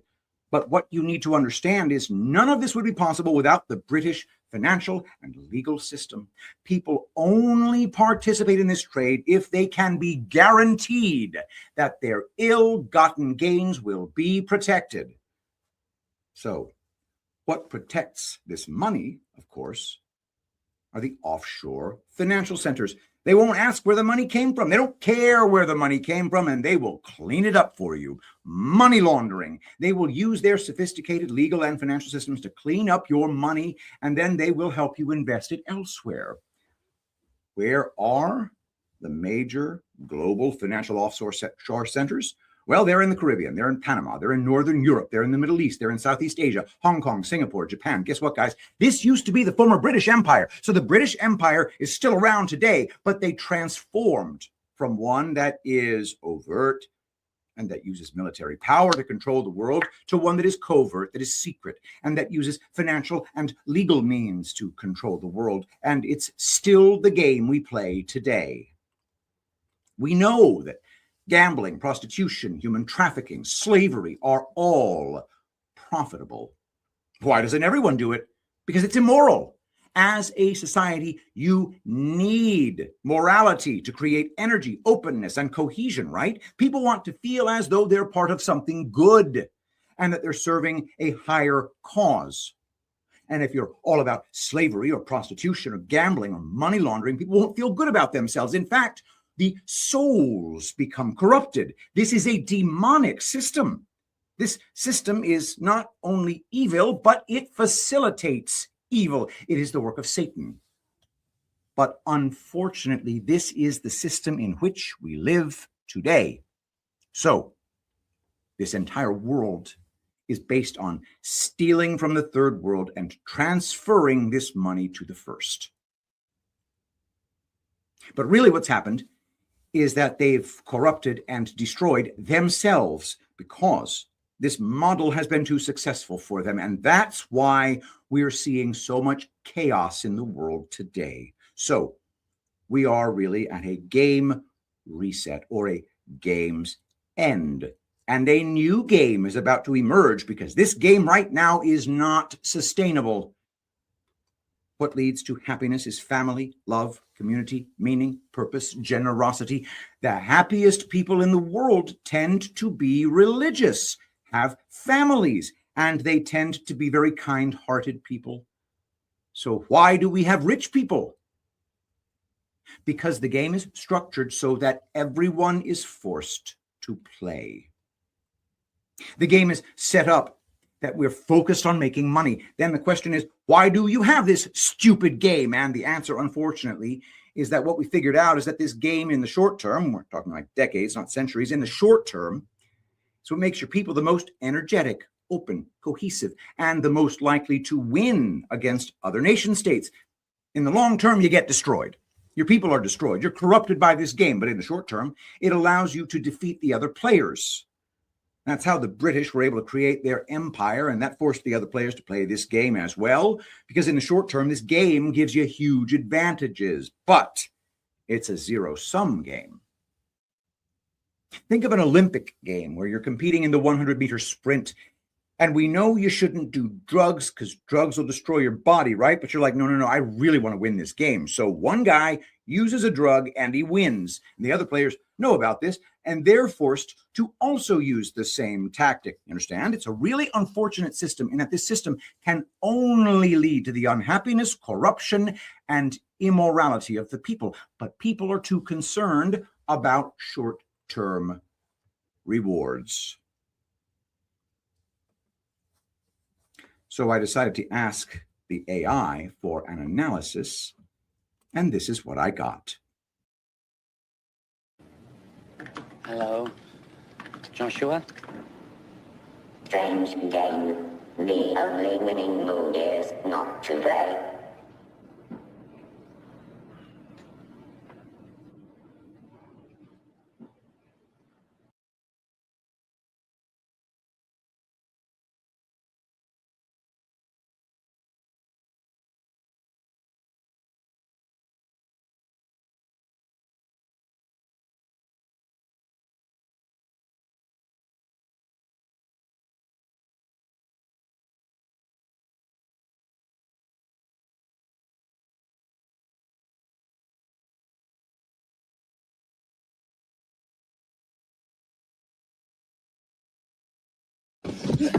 We gotta go! We gotta get out of here! We gotta go right now! Listen to me, Steve. No, you don't understand! We've gotta go! Go where? No, we gotta go! What the hell are you talking about? Steve, this is important. Go where? That's right. Go where? What happened in your room? Are you listening? What happened in your room is not an isolated incident. It is something that is happening everywhere to everyone. So, where are you going to go? Where are you going to run? Where are you going to hide? Nowhere. Because there's no one like you left. That's right. Oh, God.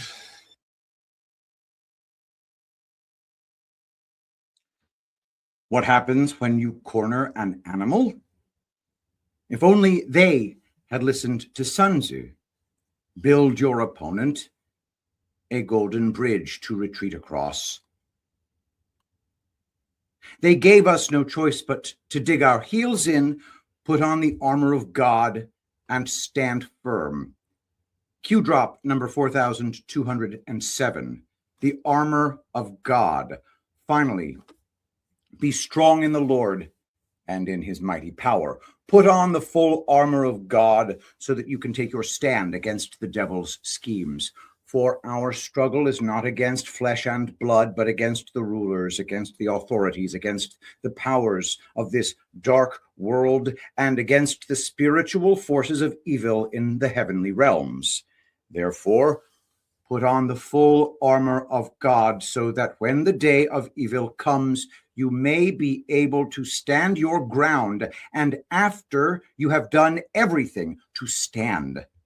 Stand firm then, with the belt of truth buckled around your waist, with the breastplate of righteousness in place, and with your feet fitted with the readiness that comes from the gospel of peace. In addition to all this, take up the shield of faith, with which you can extinguish all the flaming arrows of the evil one. Take the helmet of salvation and the sword of the Spirit, which is the word of God, and pray in the Spirit on all occasions with all kinds of prayers and requests. With this in mind, be alert and always keep on praying for all the Lord's people. Q. We, the people, needed to be shaken out of our complacency. I don't have to tell you things are bad. Everybody knows things are bad. It's a depression. Everybody's out of work or scared of losing their job. The dollar buys a nickel's worth. Banks are going bust. Shopkeepers keep a gun under the counter. Punks are running wild in the street, and there's nobody anywhere who seems to know what to do, and there's no end to it. We know the air is unfit to breathe, and our food is unfit to eat. We sit watching our TVs while some local newscaster tells us that today we had 15 homicides and 63 violent crimes, as if that's the way it's supposed to be. We know things are bad, worse than bad. They're crazy. It's like everything everywhere is going crazy, so we don't go out anymore. We sit in the house, and slowly the world we're living in is getting smaller, and all we say is, please, at least leave us alone in our living rooms. Let me have my toaster and my TV and my steel-belted radios, and I won't say anything. Just leave us alone. Well, I'm not going to leave you alone. I want you to get mad. I don't want you to protest. I don't want you to riot. I don't want you to write to your congressman because I wouldn't know what to tell you to write. I don't know what to do about the depression and the inflation and the Russians and the crime in the street. All I know is that first, you've got to get mad. You've got to say, I'm a human being. God damn it. My life has value. So, I want you to get up now.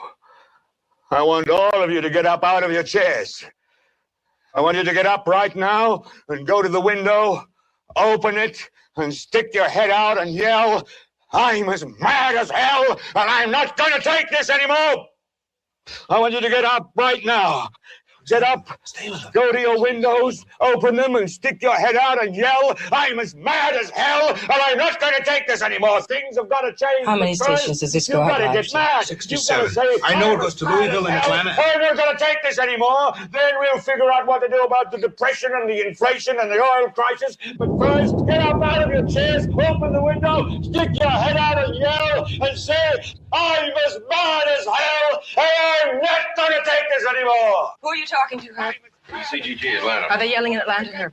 Are they yelling in Atlanta, Ted? But first, you've got to get mad. You've got to say, I'm as mad as hell, and I'm not going to take this anymore. They're yelling in Baton Rouge. Get up out of your chair. Son of a bitch!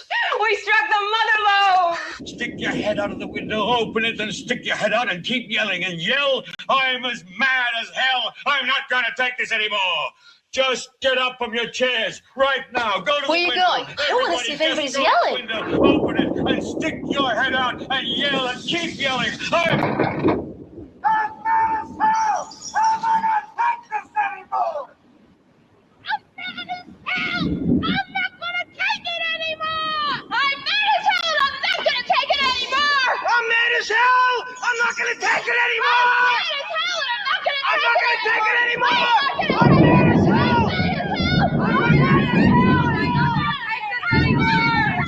I'm mad as hell! I'm not gonna take this anymore! I'm not gonna take this anymore!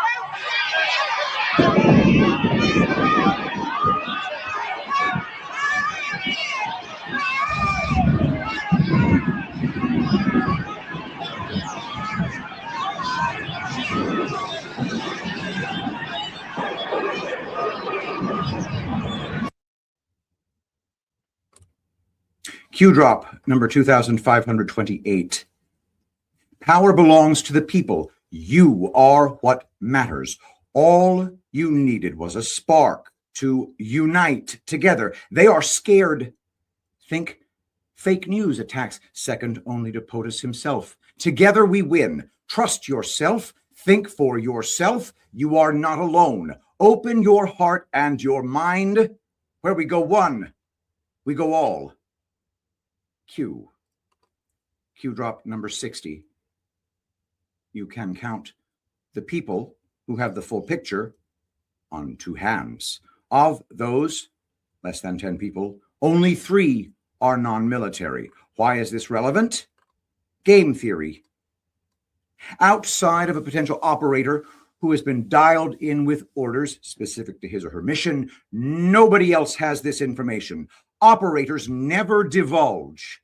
Alice and Wonderland. Cue drop number 937. Glimpse. You cannot possibly imagine the size of this. Trust the plan. Trust there are more good than bad. The world is helping. We are not alone. We are all connected in this fight. Patriots, unite. We are winning big. Watch the speech. God bless. That is such a huge realization that there are more good than bad. Most people are simply doing their best to navigate a corrupt system. We're all stuck playing this terrible game, but only a very few would actively defend the game. Therefore, maybe we can change the rules of this corrupt game. Where would you start? Maybe cut off the flow of money from USAID and other corrupt NGOs? Of course, you would need to help smaller nations throw off the shackles of their colonial enslavers. We have previously covered the Congo, for example, from The Congo by Rootbitch. But let's spend a few minutes focusing on another African nation from newsnarratives.substack.com. Burkina Faso's way out of the colonial shadow. Hunger, horror, poverty, and never-ending terror attacks. A nation that rarely makes headlines unless there's blood. This forgotten country is none other than Burkina Faso, a landlocked African nation with a history of French colonial rule, repeated military coups, and deep economic dependency. For over 6 decades, the country survived under the shadow of French colonialism. Independence in 1960 brought flags and speeches, but not real freedom. France stayed close, too close. Through military agreements, economic control, and political influence, it maintained a quiet grip on the country. And the leaders? From Yamiogo to Compaore, one by one they rose through foreign backing or military power and fell through coups, discontent, or silence.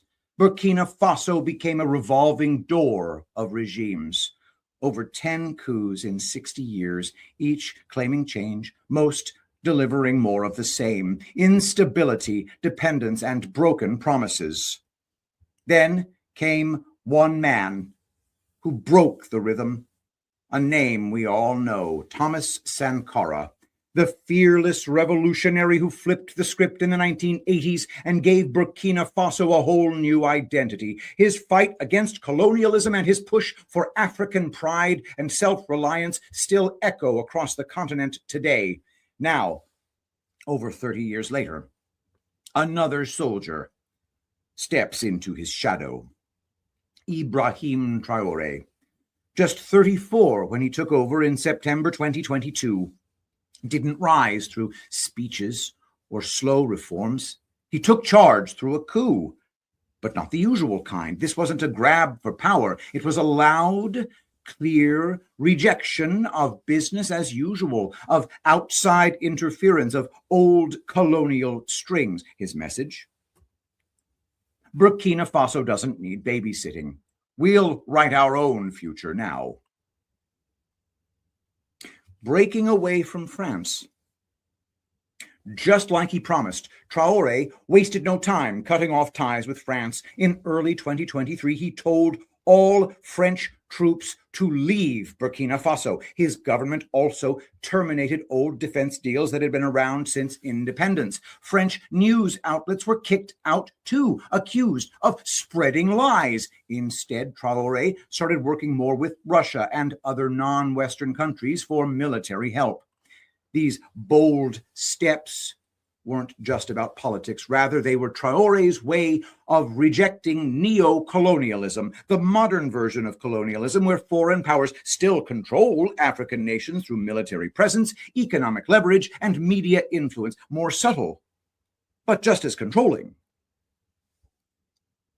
One major symbol of this was the CFA franc, a currency connected to the euro and managed through French financial systems. Talks have already begun with Mali and Niger to launch a new Sahel currency, and in February 2025, their finance ministers held a formal summit to discuss the transition. Currency reform, however, is just one part of Traore's wider plan. His real focus is on reclaiming control of the country's wealth and rebuilding its financial systems from within. Redefining resources and economic control. Burkina Faso holds vast reserves of gold, but for decades that wealth benefited companies and investors abroad. Traore decided to change the game. In 2023, his administration banned the export of raw gold.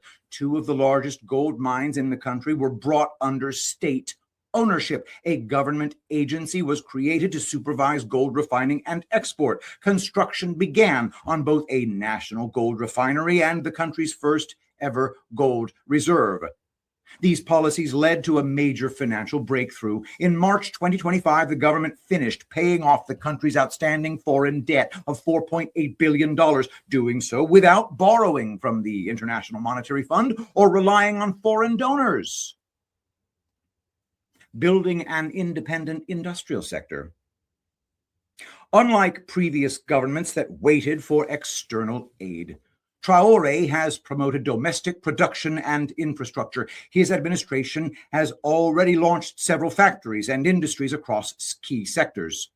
A flour mill, along with cashew and cotton processing centers, are already running. 3 tomato processing factories are being developed in different regions. A milk processing facility opened in Ouagadougou and is the first of 5 planned. New cement and fertilizer plants are in development, backed by local science and engineering. A gold refinery is under construction to add value to raw materials within the country. A nuclear energy program has started in cooperation with Russia, and students have been sent abroad to study nuclear science. Even a locally built electric car brand named Itawa has started producing vehicles despite being mocked at the start.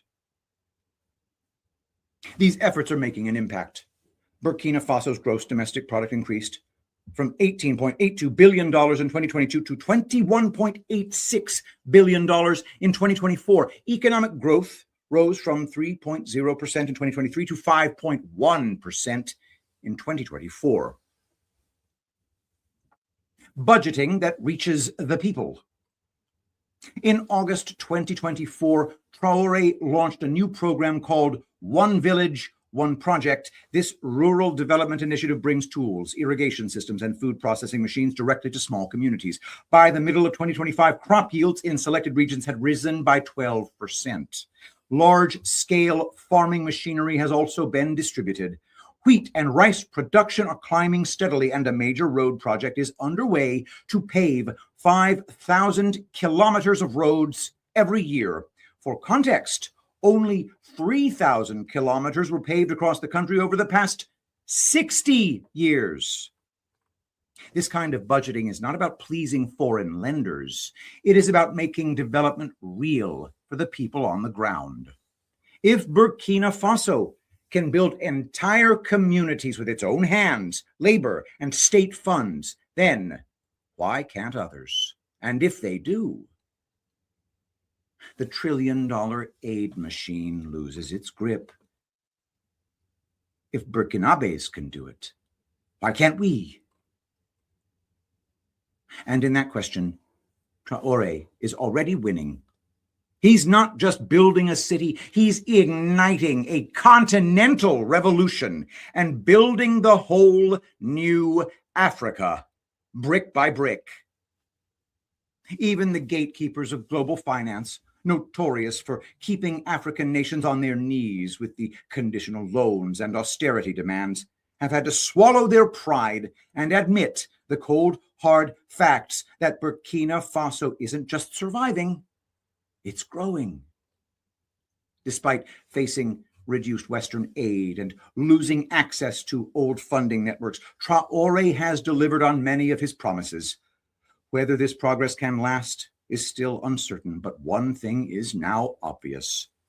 Burkina Faso is not waiting for approval.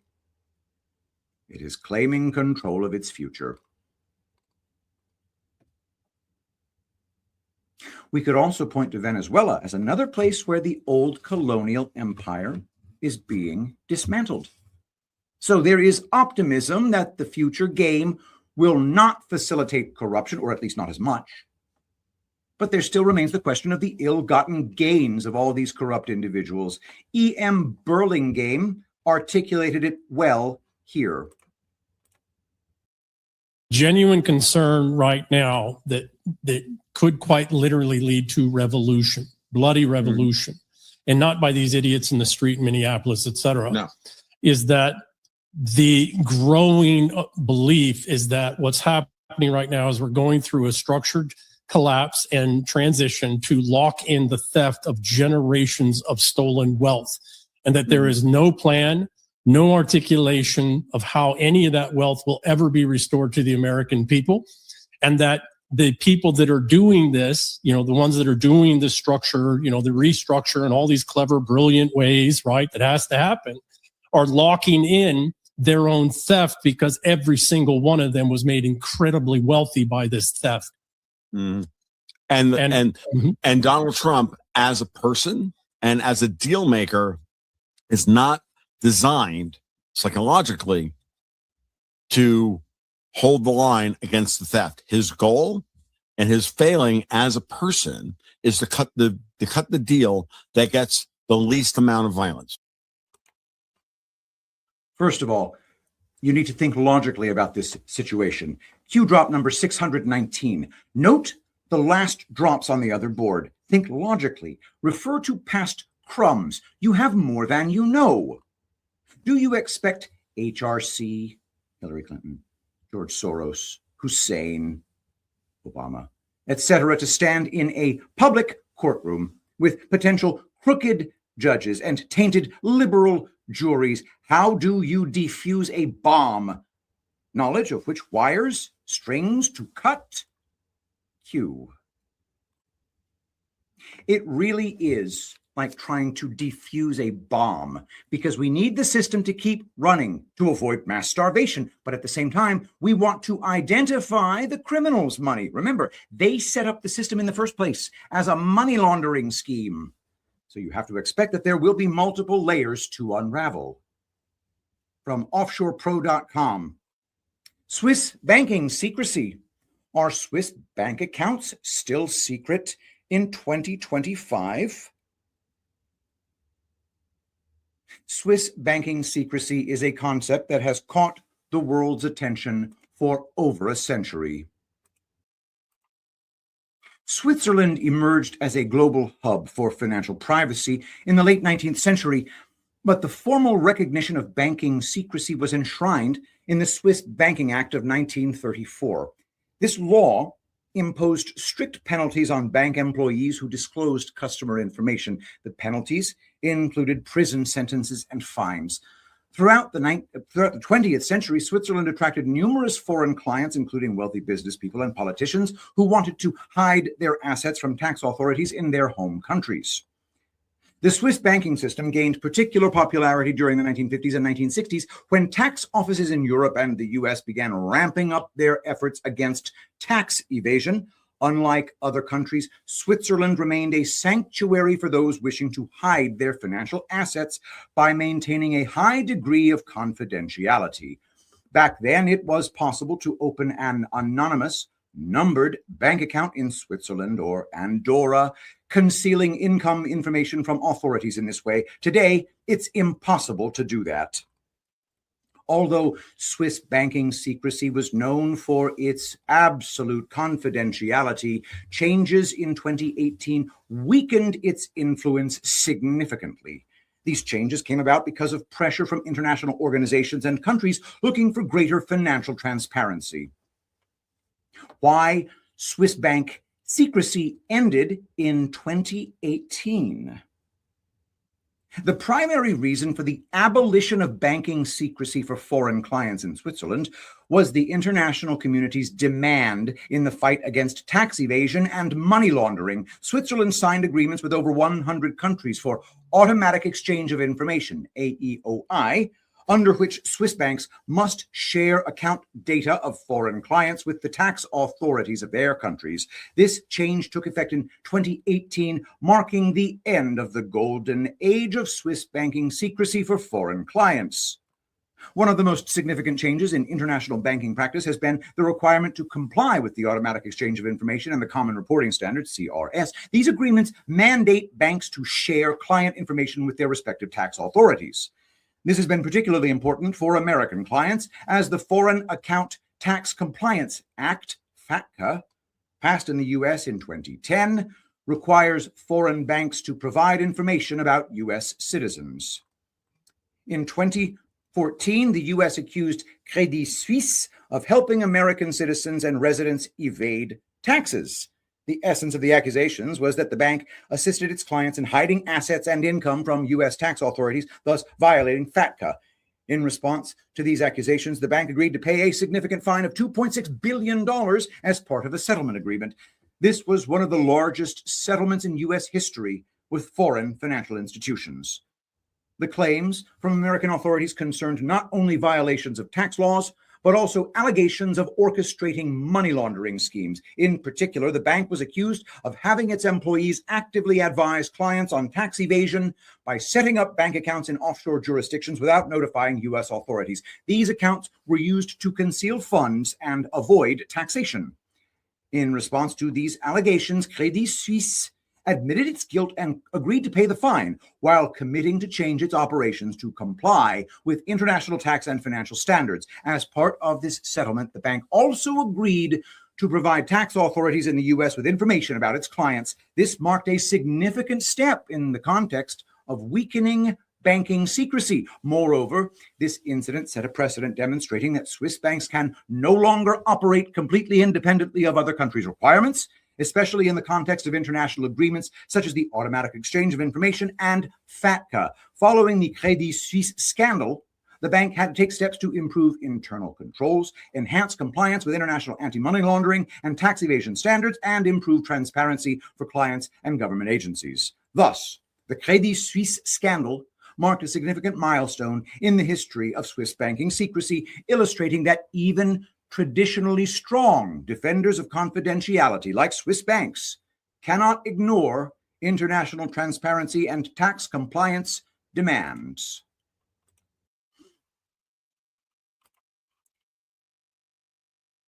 Piercing the veil of secrecy was a necessary and important step, but still not the end. The money still needed to be traced and followed. So, how do you get the enemy to let their guard down? Install a fake Biden administration that cranks the slush funds up to the max? Q drop number 489. U.S. taxpayers are paying for it all. Paris Accord, scam, trillions. Red Cross, scam, billions. Foreign aid, scam, trillions. War, scam, trillions. On and on. Who audits where the money actually goes? Who actually receives the money? The U.S. taxpayer is funding the very people we are engaged in taking down. Slush funds everywhere. You think George Soros pays for Antifa out of his own pocket? The hole is deep. Feel sick yet? Q.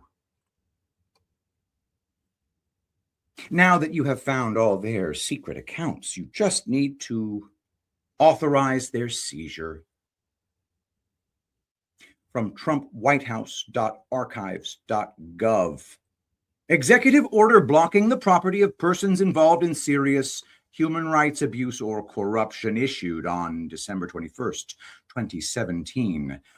By the authority vested in me as president by the Constitution and the laws of the United States of America, I, Donald J. Trump, President of the United States of America, find that the prevalence and severity of human rights abuse and corruption that have their source in whole or in substantial part outside the United States, such as those committed or directed by persons listed in the annex to this order, have reached such scope and gravity that they threaten the stability of international political and economic systems. Human rights abuse and corruption undermine the values that form an essential foundation of stable, secure, and functioning societies, have devastating impacts on individuals, weaken democratic institutions, degrade the rule of law, perpetuate violent conflicts, facilitate the activities of dangerous persons, and undermine economic markets. The United States seeks to impose tangible and significant consequences on those who commit serious human rights abuse or engage in corruption, as well as to protect the financial system of the United States from abuse by these same persons. I, therefore, determine that serious human rights abuse and corruption around the world constitute an unusual and extraordinary threat to the national security, foreign policy, and economy of the United States, and I hereby declare a national emergency to deal with that threat. We won't reread the whole thing because we've covered it numerous times in the past, but if you are unfamiliar, please take time to read the full Executive Order 13818 so that you understand what property can be seized. Q drop number 2937. Why have there been no arrests? Why have specific dates been mentioned only to see no action? Define game theory. Why must disinformation be provided? Define open source. Define public purview. Do we let our enemies walk through the front door? Define plausible deniability. Why was it important to first clean house within the FBI and DOJ public info? Why was it important to first clean house within other ABC agencies, non-public info? What are the duties of the FBI? What are the duties of the DOJ? When does military intelligence have jurisdiction? What vested powers does POTUS have? Military intelligence versus ABC agencies. Matters of national security. Homeland. Think umbrella surveillance. What agency does the FBI report to? What is the role of the Attorney General? Does the Attorney General oversee the firing of FBI and DOJ senior, mid, lower staff? How many FBI and DOJ were fired / forced? Does Russia recusal prevent / block the Attorney General from this responsibility? What time period did this occur? Who appointed and tasked Huber? Who appointed and tasked the OIG? Who was the Attorney General? Zero leaks. None.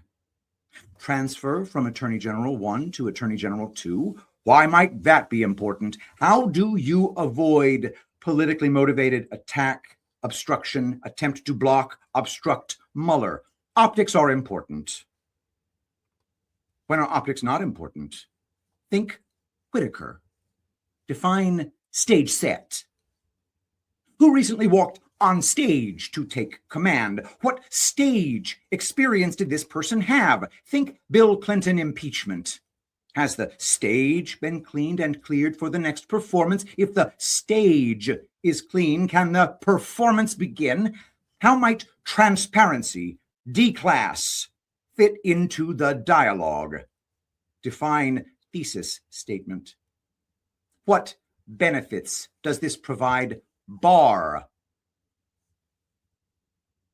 This is not simply another 4-year election. This is a crossroads in the history of our civilization that will determine whether or not we, the people, reclaim control over our government.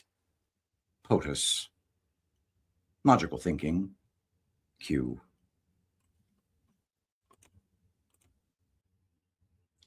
Addendum. From Biden White House.archives.gov. Press release. Notice on the continuation of the national emergency with respect to foreign interference in or undermining public confidence in United States elections. On September 12, 2018, by Executive Order 13848, the President, Biden, declared a national emergency President Trump declared a national emergency pursuant to the International Emergency Economic Powers Act, Title 50, United States Code, Section 1701 et sec, to deal with the unusual and extraordinary threat to the national security and foreign policy of the United States constituted by the threat of foreign interference in or undermining public confidence in United States elections. Although there has been no evidence of a foreign power altering the outcomes or vote tabulation in any United States election, foreign powers have historically sought to exploit America's free and open political system. In recent years, the proliferation of digital devices and internet-based communications have created significant vulnerabilities and magnified the scope and intensity of the threat of foreign interference. The ability of persons located in whole or in substantial part outside the United States to interfere in or undermine public confidence in United States elections, including through the unauthorized accessing of election and campaign infrastructure or the covert distribution of propaganda and disinformation, continues to pose an unusual and extraordinary threat to the national security and foreign policy of the United States. For this reason, the national emergency declared on September 12, 2018, must continue in effect beyond September 12, 2024. Therefore, in accordance with Section 202D of the National Emergencies Act, 50 U.S.C. 1622D, I am continuing for 1 year the national emergency declared in Executive Order 13848 with respect to the threat of foreign interference in our undermining public confidence in United States elections. This notice shall be published in the Federal Register and transmitted to the Congress. Joseph Robinette Biden Jr., the White House, September 9th, 2024. After the auto pen extended that emergency in every year of the fake administration, the real president then extended it again last September. From the Federal Register, September 3rd, 2025. This notice shall be published in the Federal Register and transmitted to the Congress. Donald J. Trump, the White House, August 29th, 2025. Like with 13848, 13818 was also extended every year by the auto pen. Federalregister.gov. On December 20th, 2017, by Executive Order 13818, the President declared a national emergency with respect to serious human rights abuse and corruption around the world and pursuant to the International Emergency Economic Powers Act 50 U.S.C. 1701 et sec, took related steps to deal with the unusual and extraordinary threat to the national security, foreign policy, and economy of the United States, the prevalence and severity of human rights abuse and corruption that have their source in whole or in substantial part outside the United States continue to pose an unusual and extraordinary threat to the national security, foreign policy, and economy of the United States. For this reason, the national emergency declared on December 20th, 2017 must continue in effect beyond December 20th, 2024. Therefore, in accordance with Section 202D of the National Emergencies Act, 50 U.S.C. 1622D, I am continuing for 1 year the national emergency declared in Executive Order 13818 with respect to serious human rights abuse and corruption. This notice shall be published in the Federal Register and transmitted to the Congress. Joseph R. Biden Jr., the White House, December 11th, 2024. It's now been quite a while since the auto pen's extension expired on December 20th, 2025, and I have yet to be able to find any record of President Trump filing any further extensions. How would we know if their assets had already been seized? One other note. Executive Order 13818 was signed on December 20th, 2017, but issued on December 21st, 2017. Q drop 623, dated January 27, 2018. D. Twitter percent owned. Other ownership stakes in the U.S. What happens if seized? Who controls? Who controls the controllers? Executive Order 1221. New. Puppet master. Direction. Not deal. Hostage. No choice. Think others. It's what you don't know. Q. to be continued. Thank you for returning to Reading Epic Threads right here on the P. Gunnels Rumble channel. I commit to you to read my very favorite authors ever right here on this channel. I will do so multiple times a week, hopefully, because I'm supposed to be a guy who reads Epic Threads. I need to get back to it. Threadfest was amazing. Looking forward to doing the next one. Looking forward to all of you being in attendance virtually or in person. Let us pray. Saint Michael the Archangel, defend us in battle. Be our protection against the wickedness and snares of the devil. May God rebuke him, we humbly pray. And do thou, O Prince of the heavenly host, by the power of God cast into hell Satan and all the evil spirits who prowl about the world, seeking the ruin of souls. Amen. I love you all. Thank you so much for being here. I'll see you next time.